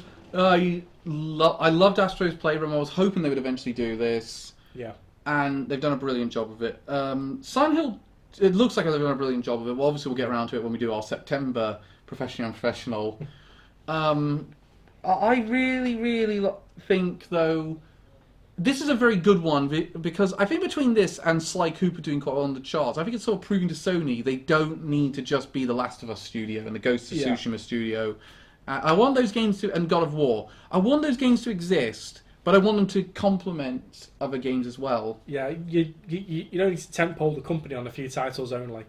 Silent Hill 2, how do we all feel about Silent Hill 2 remake? It looks okay. That's what I'm saying. I'm probably the most excited out of the three of us for it. I think it looks alright. I'm going to be honest, the more I see of it, the less appealing it looks. First of all, I don't like the character models. And it's not, I'm first you're wondering, it's not because I'm like those people on Twitter who are saying... Incel. Yeah, it's not because I'm one of those people who says... woman. Who says woman looks fat, down with woman. No, the reason why I don't like it is because they look like they're from the fucking Sims. Can I be honest, Elliot? I think that's PlayStation's fault on that one, because I saw the presentation afterwards, which was dedicated to it. The models look better in that one, so I reckon... Not much better, though. They looked a little better. Yeah, but not by much. Honestly, though, if the gameplay's... It just looks so out of place. If the gameplay's there, though, that's not going to matter. Yeah, but also, what we did see, there does appear to be more of a focus on combat. Which I do not like. Yeah. I don't think it, Silent Hill is not a combative game. but again, we could be just seeing that being a showcase. It could not be the major factor going into it. I also think Bloober Team are trying to really emulate the Resident Evil remakes. That's the Yeah. big. That's what you can really see coming out. The of this difference is Resident Evil remakes managed to sort of still emulate what the original games were. Like with 2 and 3, you still had to conserve ammo. You still have very limited spacing. And with Resident Evil 4, that was a great emulation of what the original game had. With this, you can't try and go for Resident Evil in what is a very not shooty game. I'll also add. I think I do think that it genuinely seems quite ambitious, but I'm wondering have they pulled it off. Well, in my opinion, though, are they just being ambitious because they're trying to copy so much Resident Evil instead of going their own way? That's a point, but Yeah. it would have been almost impossible not to. It feels like they're doing the opposite of what they did when Silent Hill first came out. Because when the original Silent Hill was in development, Konami said they just wanted to do their own Resident Evil, but Team Silent sort of did their own thing. Yeah. Meanwhile, this time it feels like Konami said, okay, we want to do our own Resident Evil remake, and Bloober Team just went, okay, we'll do that. Mm-hmm. So It's just not about Silent Hill. So Astrobot comes out September 6th. Silent Hill 2 comes out October 8th. Yeah. Now, Concord. This is the game that Sony First Party is made by Firewalk Studios. They bought this studio on the back of this game. For some reason. The people who pre-ordered it get access to the beta. I'm reviewing it, so I did pre-order it. Poor you. The beta downloaded on my console last night. We recorded this. It's not available yet. It comes on about 5 hours after after the point we're recording. Oh boy, so excited. So I'm obviously going to play that tomorrow. So I can't talk about the beta and my thoughts on it. I will say it looks wank. This is the most downvoted trailer on PlayStation's YouTube channel for quite a while. I'm not surprised. It looks bad. Yeah. It's just Guardians of the Galaxy meets Overwatch without the IPs. I mean, I like the idea of looking in of this hero shooter where we're going to get more of the world each week, and they're going to do a cutscene every week that sort of. Yeah, but that's quickly going to fall off. No one's going to care after a while. Because don't forget, they tried doing the same thing with Suicide Squad and its DLC. Hello, Pablo. Because with Suicide Squad, Season 1 was about the Joker, and Season 2 now is about Mrs. Freeze. And no one cares. No one cared about the first season, never mind the next. Yo. You're forcing it now. Yeah, he's ill-faced now. Hello, Pablo. Come on, you can't get me on free. And he had launched out the door. But yeah, the difference is Suicide Squad failed, and that's already an established IP with a fan base. Yeah. No one cared from the start about Concord. You're the only person who seems to be trying to defend it. I'm not trying to defend it. I don't think it's going to be that good, but as soon as I was kind of into it when I saw the. You're the only person trying to give it the benefit of the doubt. Because I have to at the end of the day. Everyone agrees. This looks shit. I've got to give it a shot because it's Sony putting it forwards. They must have seen something in this for why they bought this studio on the back of this game. I will be honest though, if it's not there, if the beta's not there, this thing's dead on arrival. If they don't get any good feedback from that beta over this weekend, they're fucked. Yeah, so the thing is, a company buying the rights to a game does not immediately mean it's going to be good. Case in point, Devil's Third. I'd also want to point out though, Nintendo didn't buy that studio. They bought the publishing. Sony has bought Firewalk Studios. Yeah, that might be because of the games they made previously, not what they're making now. This is their first game. Yeah, it's their first game. What the fuck then? Yeah, that's what everyone says. It's just a money laundering scheme. Because why would you buy a studio who are just making their first ever game? Well, they've done with that. No experience. They've done that with Haven Studios as well. They bought them on their first game. So you can't say they're not cultivating these studios from the ground up. So yeah, and it's cultivating in the wrong direction. So what about I personally think if it's not, I also find it a bit annoying they put this in the same presentation as Marvel's Rivals, which it's like those two games are very similar. I think that really, and Marvel Rivals has a lot more of an established IP. I actually will try out Marvel Rivals when it comes out. Same. It's already had a very successful PC beta. A lot of people do enjoy it. I've been saying it's good. Right, okay. I would, and that's good. And you can think of that one. It's like they're not going to invent a bunch of characters to come forward. It's going to be for example, Thanos coming in it, or for example, Ironheart or Black Panther. I don't know if Black Panther's actually in the base. It is. I was going to say you want Black Panther in the base model now. Yeah, just from how successful the Black Panther films were. Yeah. So okay, I will say. I don't know if I'm going to comment on the beta for Concord when we next record, or after it comes out in its full release on August 23rd. I say might as well comment on the beta. Yeah, just say how badly it went. I'm really gonna give this a shot. I am gonna give it a shot. I'm gonna be fair, but I'm not going in with high expectations. To quote the famous quote from Looney Tunes, "You'll be sorry." So overall, that presentation, Yeah. out of 10, what would we give it? Again, you didn't give me a chance to mention one I'm excited for. What are you get excited for? When Wins Me. Yeah, When Wins Me That looks alright. like a lot of fun. I'm not just saying that because it looks like another Souls. Like it genuinely looks like a lot of fun. Okay, a genuine question though. PlayStation State of Play, out of 10, what would we give it? Elliot? Power 7. 7? Yeah, I'd say 7 or 6.5. 6.5 because it's strong, but it's strong in its closing trailer and a few of the trailers towards the end. But some of these things didn't have like release dates on it, especially Until Dawn remake hasn't got a release That's date. so unnecessary. How the fuck is that still in development? Like they've said it's coming out in fall 2024, but it's like that could mean anything. And you've got a bit of a chock, especially considering the game that opens Summer Games Fest. You've got a chocked lineup coming up. Could be October. You could. That's still, Halloween game. Yeah, but I think Halloween is when we're assisting of it. But why don't we just say October? Because they're clearly aiming for an October release. No, but it's just FYI though, because it's originally on PS3, and then we had the big port to PS4. No, was it a PS4 exclusive? Was it PS4? Yeah. Yeah, PS4 exclusive. Yeah, Did our big PS5? I remember them making. A big it went deal. to PC briefly. That was the other thing that happened. Maybe that's what I'm No, thinking of. it's still not. It's not on PC. That's part of what they were advertising with PS4. Yeah, no, this one's going to PC as well. That's a big Yeah. thing this time. It's Yeah, PS5. are you thinking of one of the David Cage games? No, I don't think so.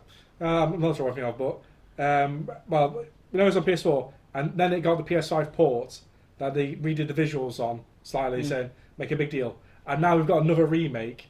It's just saying it's The Last of Us. I know what you mean. Yeah. Okay, so Summer Games Fest. Jeff Keighley rightfully did. AKA the Jeff Keighley wank fest. He did rightfully lower expectations going into this. Good. But there was some good stuff. I mean, highlights I'd say included. I'm going through. Well, one for Elliot. Alan Wake 2 got DLC immediately following it. Yep. Was it any good? I haven't played it yet. Oh. I'll say. Have they released a physical version yet of Alan Wake? No, but they are for pre-order now. That's so weird, though, isn't it? A digital only release. More. I think it was just for. I think it was just for start. I think it was so they can much more easily release updates for it, or like work on it until the very end. Then once they felt it was polished enough, they would release a physical. Like most of the things that were really highlights in this were updates to already existing games or games we already knew about. Like the big highlight for me in terms of like the big highlight in terms of like new announcements was Lego Horizon Adventures from Sony, which is the first Sony, which is a Sony first party game, but it's going to Switch. I'm gonna be honest. I fucking laughed at so hard. Oh. Just like imagine telling Switch players, "Oh my god, we're getting Horizon." No. Well, technically. And it showed up again in that Nintendo Direct. So Nintendo's really pushing that they've got this. Yeah, it does look fun, to be fair. It does look pretty good. I mean, you got the review job for it when it comes out because you've platinumed the other two Horizon games. I want to platinum the other one, Zero Dawn at least at some point. I think they had another good showing for Metaphor ReFantasio, which the more I see that game, I'm just like hook it into my veins. That looks so fucking good. Yeah. In fact, I haven't actually watched the most recent showcase just because I don't want to see anymore. I want to experience the rest of it. I just see it, just think, cool anime. Well, Shin Megami Tensei, like anime game, great, cool, fantastic. I'm not surprised you're not a huge into this one. I'm excited. I am excited for it. It's just you won't shut the fuck up about it. Because it looks like it's going to be the game of the year. Look, here's the thing you need to understand about me. The more someone talks about something, the less excited I get for it. AKA the Deathloop effect. Yeah. I think like it happened to me when Suicide Squad 2017 was coming up. I was really excited for it. And all my friends on Facebook were talking about it. And just to a point when the film came out, I just did not care about it anymore. What about Skate Update? That looked really bad. Yeah. And it had that really cringe trailer. Sonic X Shadow Generations finally got a release day, October 25th. That's right up my alley. Yeah. And because more Monster Hunter Wilds. Yeah, we'll talk about that with Capcom. And again, Monster Hunter Stories as well came in that one, which that actually came out and I completely forgot about it. Yeah, so Stories 1 and 2 are now on other consoles. That's cool. I'm happy about that. Yeah, definitely. Because they've been good in these titles. Like the second one's only sold like 3 million on the Switch, whereas now more people can play it. What about Sliverhead, Elliot, the one from the Silent Hill creator? That looks interesting. I was going to say, that looks like right up your street. It comes out November 8th. But the game that really they ended it on was a new look at Phantom Blade Zero. It looks amazing. Yeah, I was about to say, that is so up your street, Elliot. I am 100% excited for that. That looks awesome. It's not. I'm surprised it's not Souls. It's generally not. Jerry surprised it's not Souls. It's gonna be more like a Devil May Cry hack and slash. I think that's a benefit to it, to be honest. Yeah, I'm not complaining. It's just like it looks so much like it was gonna be another Souls like, and like especially with like the setting and whatnot. But the two highlights for me, other than that, other than Dragon Ball Sparking Zero, which looks amazing, and those people typed of Sparkling Zero. There was the new Power Rangers beat 'em up game. It looks like it's going similar to that Turtles in Time game. Yeah. So that was sort of fun. It's confirmed that you're going to be able to play as Tommy is both the Green and White Ranger. Power Rangers Rita's Rewind, it's called. Yeah. That's so up my street. Yeah. So me and you probably do online multiplayer with that. Oh yeah. And another one I like the look of. Another one that was good so far. We got part of it, but not fully done. Street Fighter 6 DLC. Yeah. We're getting Terry and Mai from Fatal Fury coming in autumn and winter and spring respectively. And in winter we're getting Elena from Street Fighter 3. Yeah. We already got M Bison. I don't really. Who's the big one? Didn't really like his redesign, to be honest.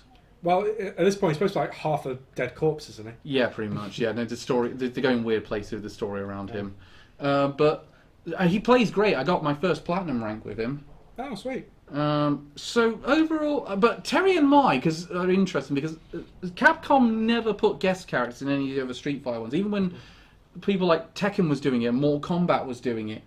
They now done it, and they've done a quite soft version because it's just like I am so upset you didn't mention Soul Calibur. They've been doing that since 2. Yeah, I'm mentioning that Street Fighter was always the one that never did this. They've finally done it. And they've done a soft one because it's a company they've collabed with before, with SNK. And it's two characters who fit quite well in the Street Fighter universe.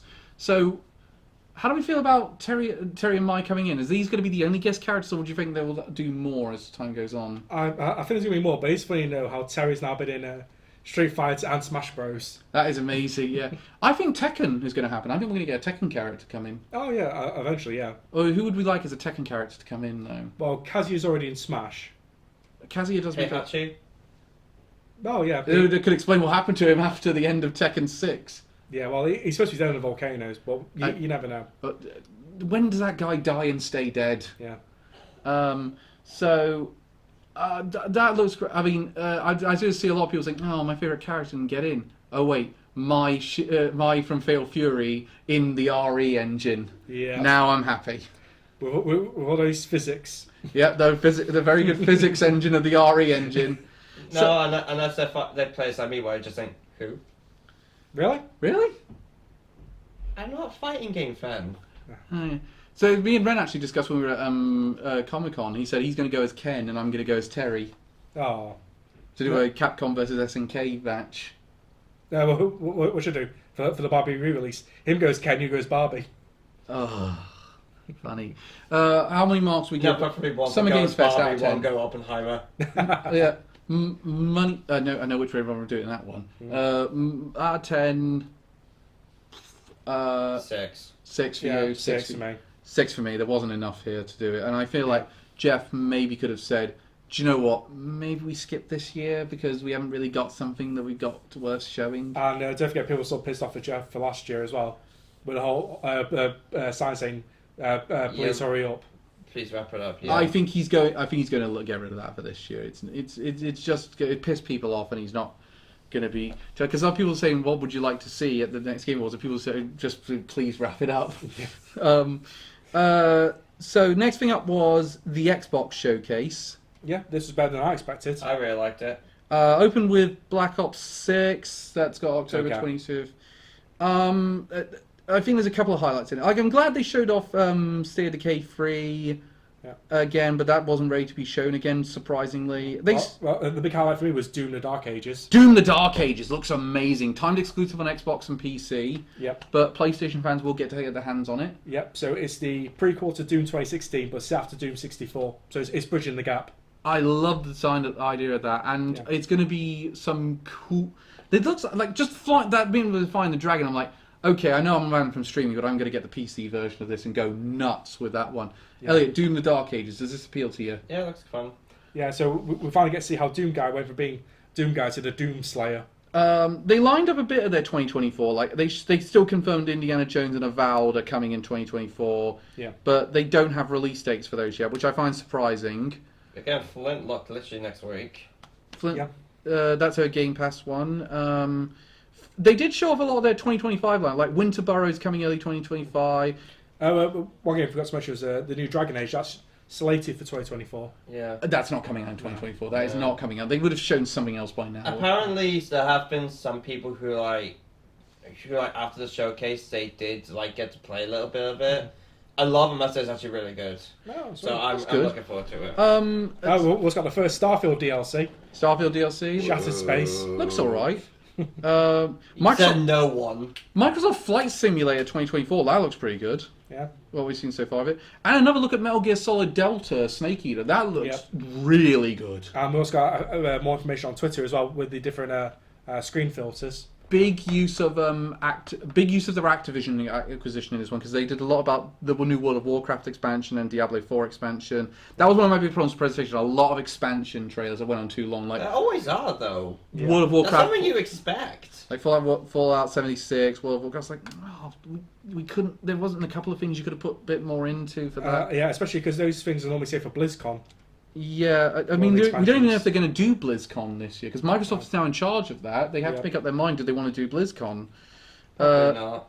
Age of Mythology Retold got shown. South of Midnight looks interesting. That was about to say, let's go into their 2025 line, because they did go a bit into that. They got South of Midnight. They showed off that Fable's coming next year. South of Midnight, art style looks interesting. Everything else looks bland. I know what you mean. Fable looks really good. Fable, I'm really excited for after seeing that trailer. We didn't really see anything from it, though. They showed off a lot more gameplay this time than last time.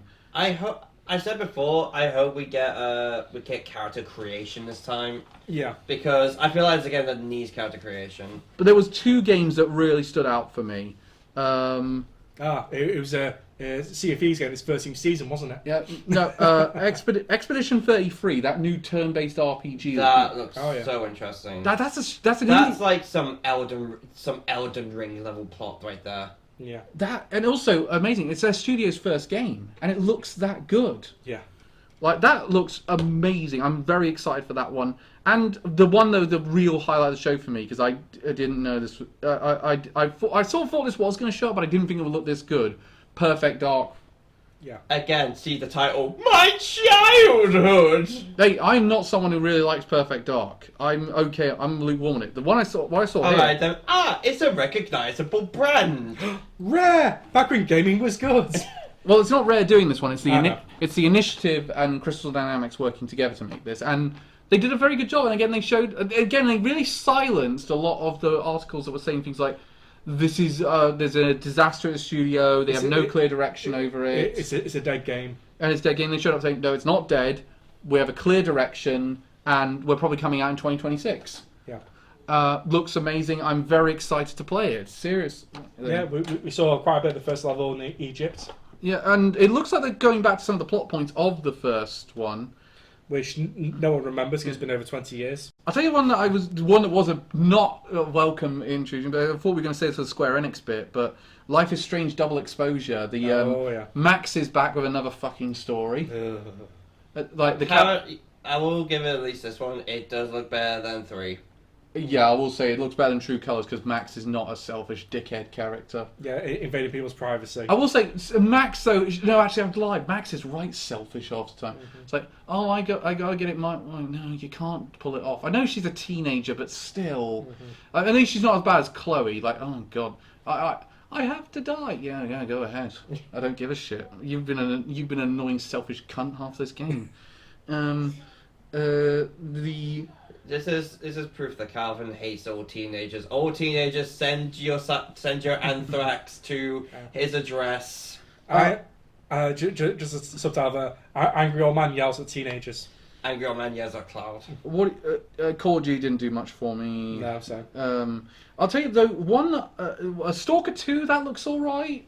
Yeah, we got a release date now, September. Yeah, that looks alright. We got a bit more of Assassin's Creed Shadows. I think that's got a release date of November 15th. We'll talk a bit more about that when we get to Ubisoft. Yeah. But there's 2 points. They ended on the all-digital Series X, which begs me the question, That's not what they ended on, you fascist! The 2 things they ended on, I was thinking. So the all-digital Series X, which is the most pointless hardware they've got right now. Why would you get this? So, yeah, literally no one's going to buy it at this point. Like the one thing, if you want an all digital, just get a PC or get even then the Series S is at a good price, and you can now get the 1 terabyte version. I don't understand why you would have an all digital Series X. I really don't get it because you Game Pass. But even then, you're cutting yourself off from like one of the things. Well, the section I go to the most when I go in CEX is the Xbox section because I like to look up. I give a sort of Wikipedia out of what's backwards compatible and what can I get a good price. No, it's probably just. Let's be honest, it's not because you're excited for those games, it's more just because, I might as well use it. Yeah. Well, it's not that. It's like, I like Time Splitters. I've got no way of... Time Splitters 2, I've got no way of playing that unless I buy the disc and get it on my Xbox. I got that for you for GameCube. Oh yeah, you did. It's on my collection. You idiot! But the game they ended on was Gears of War E-Day, a prequel to Gears of War. I'm very excited for this one. I'm using this as an opportunity to beg, please put the Gears of War games on Steam! They aren't on Steam, please give us them! Well, I think you will be getting those because there is a rumour going that there's a Gears of War collection that's been in development to go alongside this. Oh, for the love of God, please. And apparently there's some talk it might go to PlayStation as well. Yeah, that's what I've been hearing as well. That's going to be weird. Yeah, I mean, even weirder. Halo might be coming to PlayStation. They've just given up, haven't they? At this point, yeah, because the big rumour that's going around in a minute is Microsoft's pulling advertising from the African continents just due to lack of sales. They're also potentially pulling some consoles from Europe as well. Europe looks like it might not be doing too well. I still stand by putting games on Game Pass day one was their biggest mistake. What about, but I will say, Gears of War E-Day looks very good. Yeah.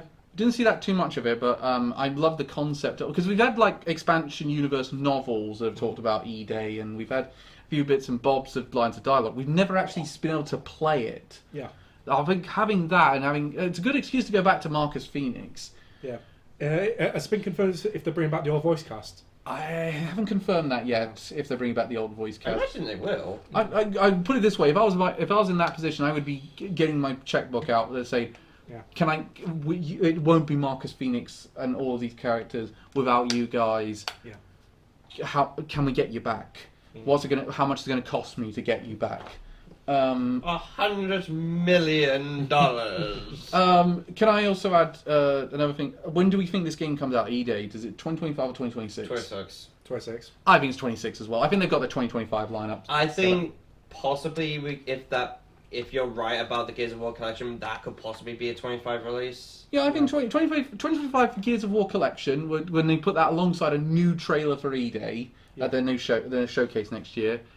And that's good. I would say the highlight for me, though, is Perfect Dark and Microsoft Flight Simulator. I'm very seriously considering getting Flight Simulator 2024. Doom. You're putting the flying game over Doom. Oh, yeah, I'll be honest. Doom was looking so good. Yeah.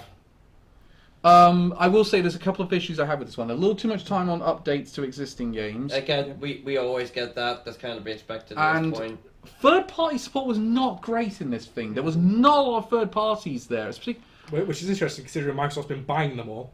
There's there was a bit of Ubisoft there was a bit of Square Enix there, but they didn't show. They virtually showed off no indie games. There wasn't that many indie games in there. No. Are Microsoft known for indie games though? They That's more Nintendo's thing. They do like to get a few Game Pass is becoming a bit of a realm for indie games, like Little Kitty Big City got on there. It's also on everything else. Yeah. No, it's on PlayStation. It's on Switch then. Yeah, it's also where Tunic started, wasn't it? Tunic started on there, and Death's Door started on Yep, there. that's right. So it is. Xbox are going to these studios to get some. So they are starting to move into the indie realm. I'll put it this way: they got more. They do more advertising for indies and have more indies on their platform exclusively than PlayStation often does for time periods. Yeah. So, and of course, the big one everyone was expecting to be there didn't show up. Viva Pinata 2. No, Hollow Knight Silk Song. I thought you were gonna say like FIFA 2025 or something. Well, they can't call it FIFA anymore. I will admit that dragged it down for me at the time a little bit. The fact Silk Song is still not ready to be shown and it's probably cancelled. You were upset. We were laughing. Yeah. I don't. It's just us two in the chat, just pissing ourselves. You gotta be. Yeah, no, I just sent the Mega Man meme. No Silk Song. You got. You guys not a bit upset if Silk Song is probably cancelled at this point? No, honestly, not really. It's been dragged out too long to make me feel sad. Yeah, that's the thing. It's like I'm just like, do you know what? I don't need this. I'll be honest, I wasn't even really like too excited before. I was just like, oh, that's cool, and I was I'm not sure if I'm actually going to buy it if it ever does come out. To be honest, because I feel like Well, at this point, I don't think it will. It's going to be like Beyond and Evil 2. No, Beyond Good and Evil 2 is never coming out. I don't care what they're saying now with the release of that Beyond Good and Evil remastered. Beyond Good and Evil 2 is never coming out. I would stake so much money on that. Well, at that point, that's what Silk Song's turning into. Okay, so Xbox show out of 10, what would we give it? I gave 5. honestly 8. 7. Mm. 7. It's a 7 out of 10 one. It's not. It wasn't amazing, and mainly the thing that did it There for was me, more that excited me than the last two. and the thing is, it didn't assuage a lot of people's fears that Xbox is not doing well with third-party support, and that only got worse as the month went on. Yeah. For obvious reasons that we'll get to when we get to Capcom. Yeah, because in my opinion, it would have been higher if there was just less expansions and updates. No, it's not as if there isn't a lot of third-party support for Xbox. There is, but Looking they're at not the time, great. I don't think we will have time for Capcom, honestly. We're just going to briefly talk about the thing. So Nintendo Direct, Mario and Luigi Brothership Open. That looks amazing. Yeah, we've got a new Metro Prime 4. It's not cancelled yet. Metro Prime 4 looks fantastic, and to get that 2025 release window, it looks amazing. We've also got the new Zelda game. Zelda Echoes It's of actually Wisdom based on Zelda. looks great. The new Mario Party looks great. Jamboree. Mio Memories in Orbit. That looks so cool. That looked really good as well. Yeah, I like the look of Dragon Quest 1+2 HD, and as well as Dragon Quest 3 HD coming out in November. The MVP of it, Hello Kitty Island Adventure. Can I be honest? I actually knew that was going to be in the presentation You bitch. because I wonder why it involves cats. Nate the Hate predicted it on his thing, and I was like, Yes, I could so see that Nate being. the Hate. That's why he Yeah. got excited. We've also got the re-return Donkey Kong Country Returns. How do you guys feel about Farmagia, that sort of fairy tale farming RPG? The art style was actually done by the fairy tale manga Yeah. writer.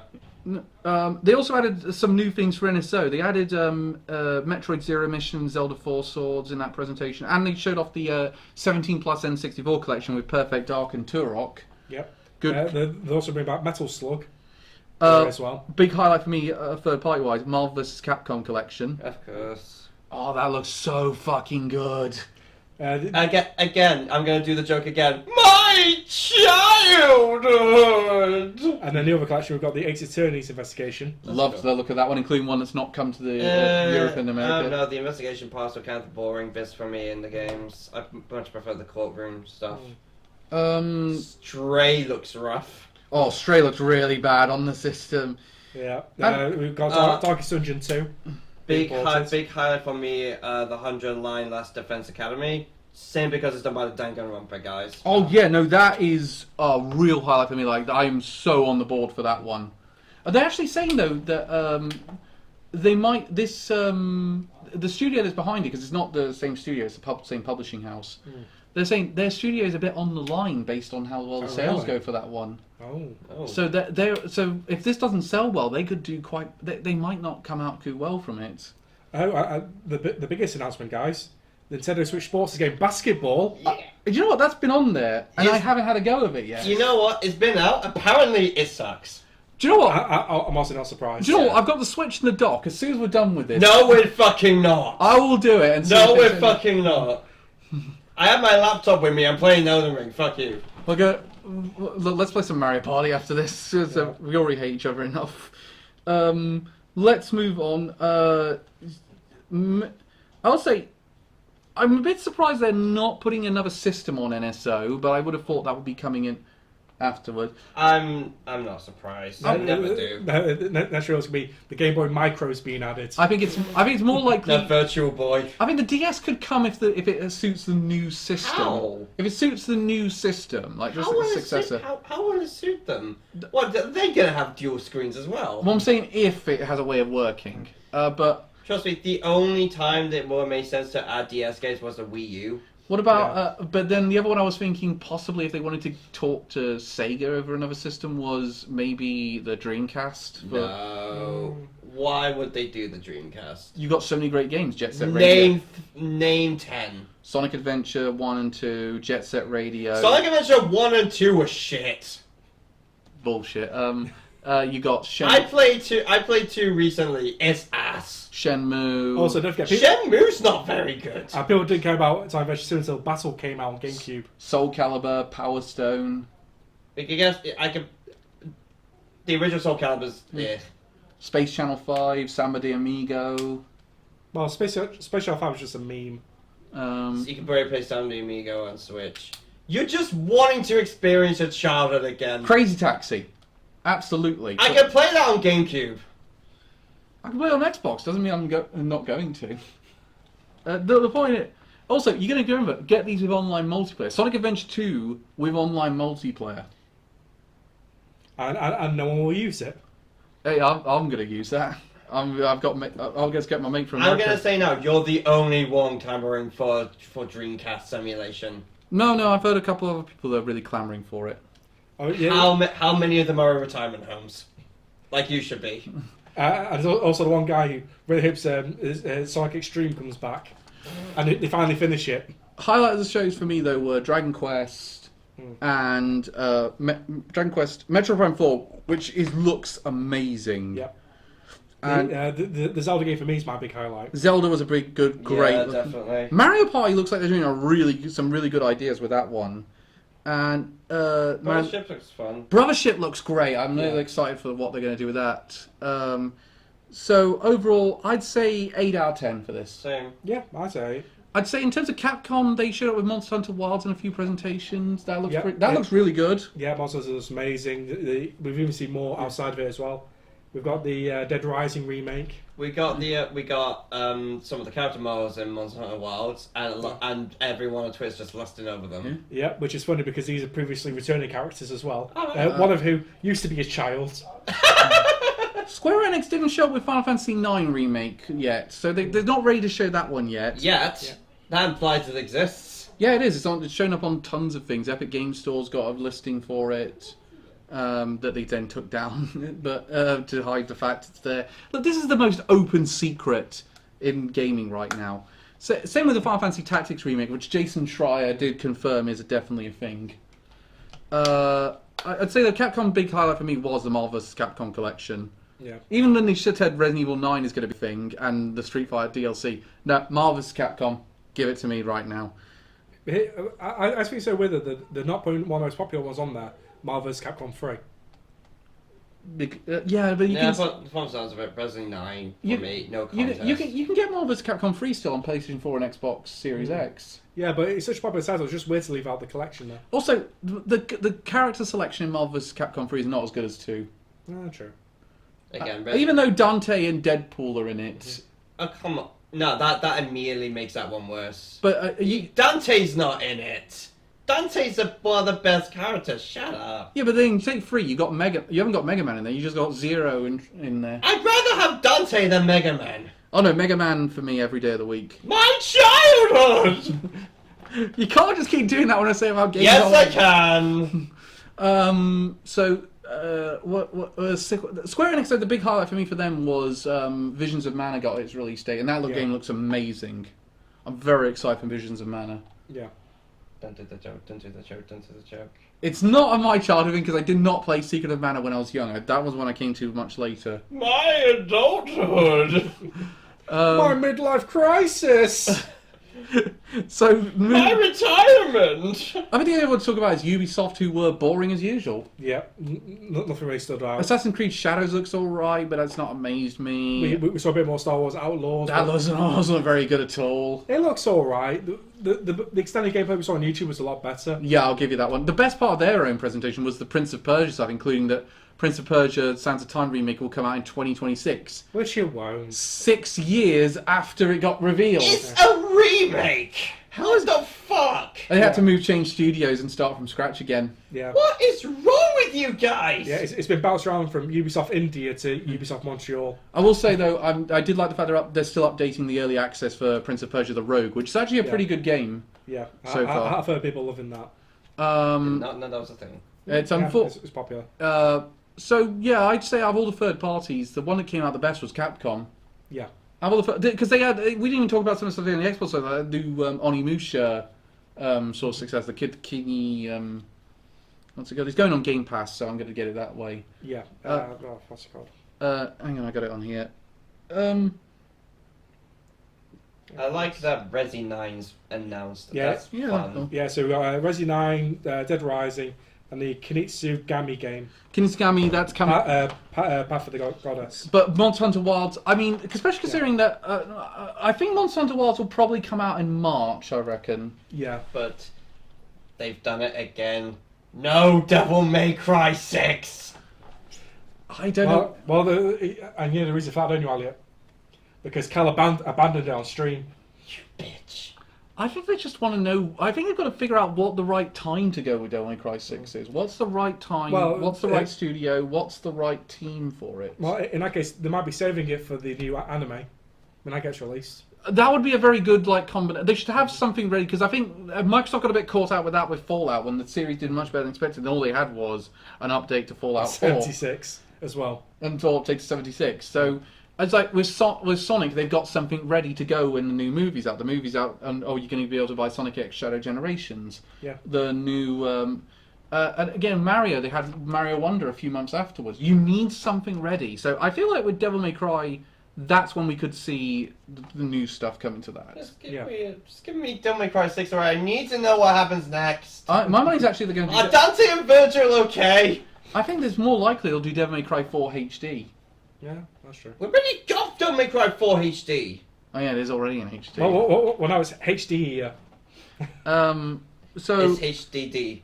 So I'd say overall, who won the not E3 or the gaming showcases? Well, in my opinion, for the major ones, it'd be Nintendo. Nintendo won for me. Tied between Nintendo and Xbox. I would say the weakest one was for me, other than the main ones, Ubisoft was the weakest one for me. They just had not much great to show. And although I would say PlayStation, they did not come out the bat great. Like, they had some good stuff in there, but You rated some of the Games Fest less.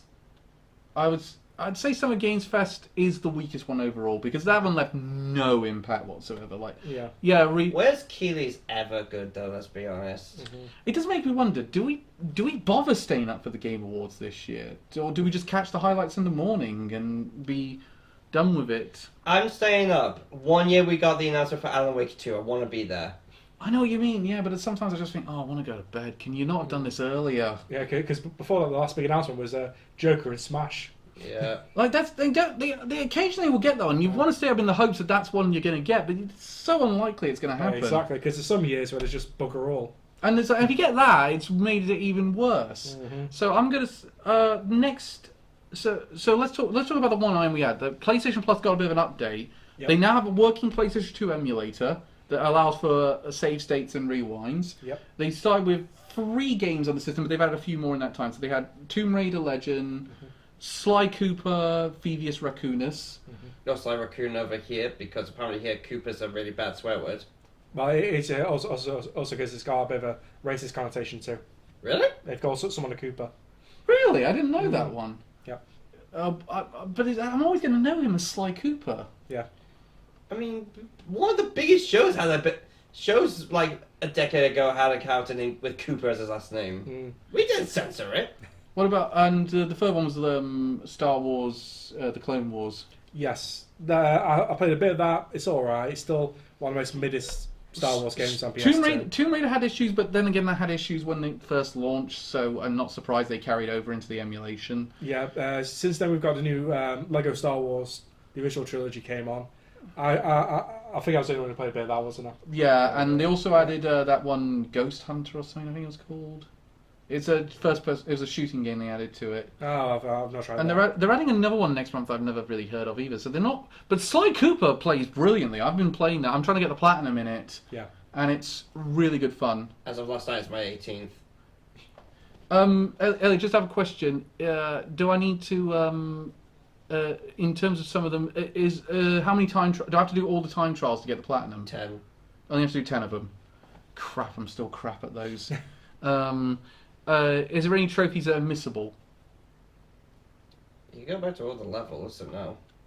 No, I do like the fact they give the save states because even that's cool, and it means I can save at just about any point. It's good. I'm avoiding trying to save scum as much as possible, but I am doing it a bit for the getting the bottles missions because they're really annoying sometimes. Some of their locations. Yeah, it's definitely one of those things where you need to look a guide up. No, I found most of them easily. It does come in handy when you get the upgrade for you can now see all the bottles in these levels to unlock the vaults. I'm gonna be honest, I keep forgetting about that upgrade. I just kept restarting the level trying to find the last couple. So there's a few more coming next month. But the weird thing is, next month's ones, the highlights for me are the PSP games because they started going much more on the PSP as well. So we've had Daxter come onto the service. Yep. Next month we're getting Ratchet and Clank Size Matters. Yep. And one of the most accredited games, one of the most underrated games, Jean d'Arc, because everyone says that game's amazing and no one played it. Yep. It comes up as the best RPG you've never played. So I'm glad they went to that one to get that one. And again, this is pretty successful because Sly Cooper was one of the most downloaded games on PlayStation Plus in the month it came out. Yeah. It's amazing to see it doing that well, and I'm looking at Sony thinking, what are people excited about now? Astrobot and Sly Cooper. Mm-hmm. This should really tell you that this is something that you should be a market you should be catering for. Yeah. So, what other PS2 games would we like to come onto the service that aren't on there? Because we can't have the Jak and Daxter games because they're already on there as the PS4 upgrades. I don't think they're going to make emulations for the others. Well, it would be fun if we got Monster Hunter 1 and restored its online function.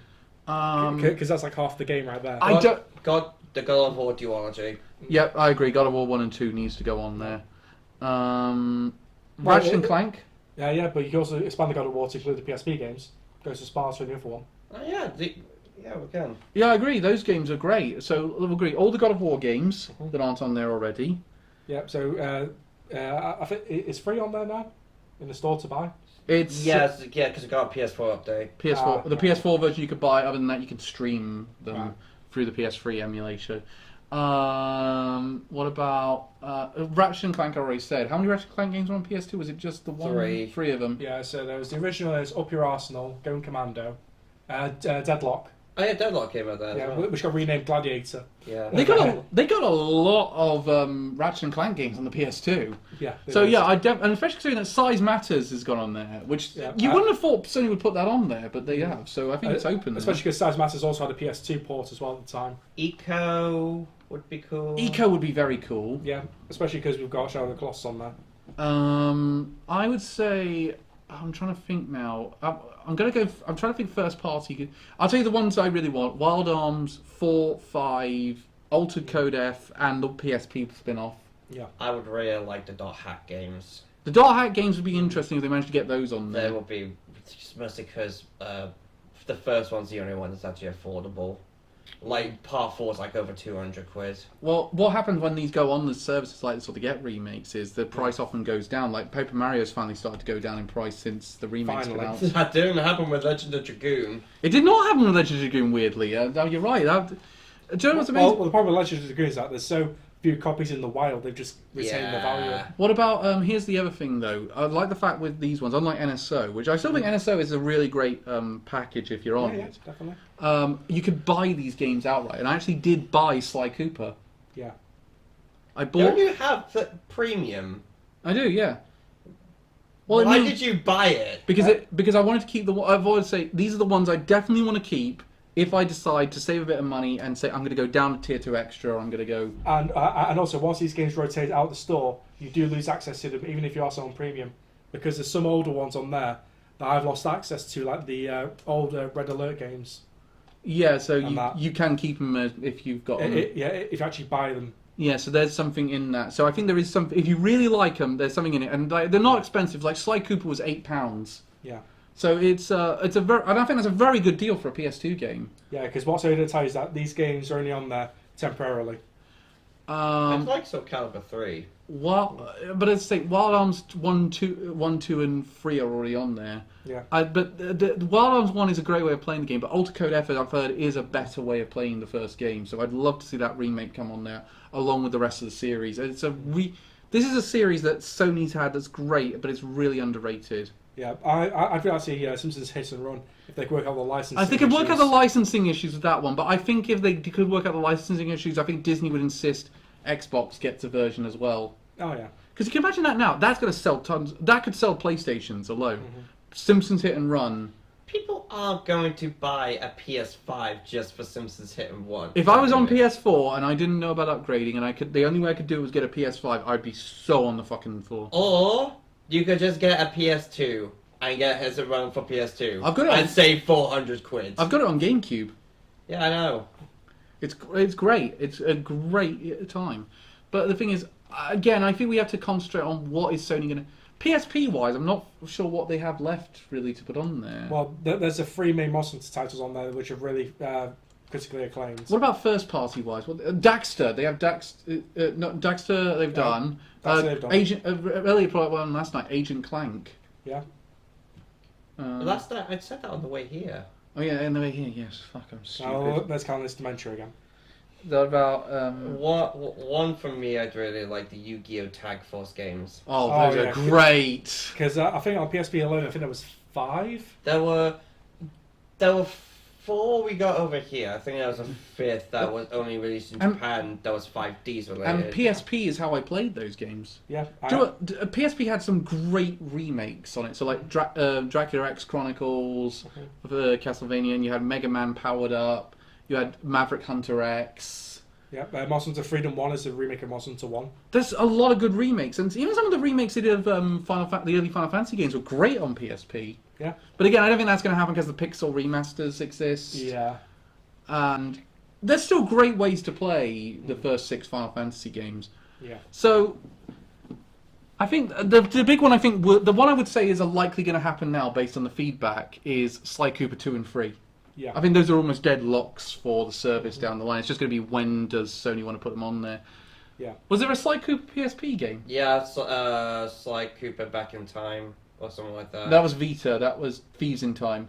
That wasn't then. That was I think we got a remake of the collection of the trilogy for PSP, but that's about it. It might have been the Vita actually. That one. I think the Vita got a few of those. I was thinking of PS3 port, didn't it? Yeah, they also came out on PS3, but I think I got Vita as well. Yeah. Unless I think it was Ratchet and Clank. What is your? But as a thing though, with Jack and Daxter game for PSP, that's already on the service, so that's it. But the point is, I feel like PS Plus has become a lot more exciting since PlayStation 2 got added to the service. Yeah. Sly Cooper Feast in Time was PS3 and Vita. Yeah. I didn't even know it came on PS3. Yeah, no, it wasn't that well received. The image on Wikipedia's PS3 version. It wasn't that well received. Yeah, especially because it ended on a massive cliffhanger that was never followed up on. This is your chance, Sony. You can follow up on it now. You have an audience for Sly Cooper. Yeah, because that was the final game, and that was in 2013. But again, So it's been over a decade. and it was weird. 'Cause Guys, you need to understand. Calvin needs to feel the nostalgia. He needs a nostalgia boner. Give him the raccoon game. I don't need a nostalgia. Then why do you keep asking for your old games to come back? My childhood. Because I like these games. That's the point. I wouldn't mind. Also, I mean, you're asking for Soul Calibur to come back a lot. Because we haven't had one. Because we haven't had one in 6 years. We haven't had a Sly Cooper in years. Yeah, been over a decade. So, I think. How do you feel about PS Plus Premium now with all this coming on the service? Yeah, it's definitely better value for money. Yeah.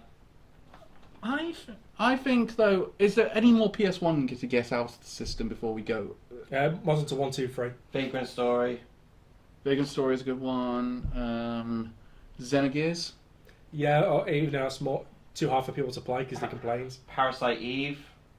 So That was supposed to be getting a remake, wasn't it? Parasite Eve. No, there was a lot of talk around it. It never actually happened. What about? I mean, if they could, they are willing to go and get some licenses because they got Toy Story 2, the game, on there, and that. Yeah. I'm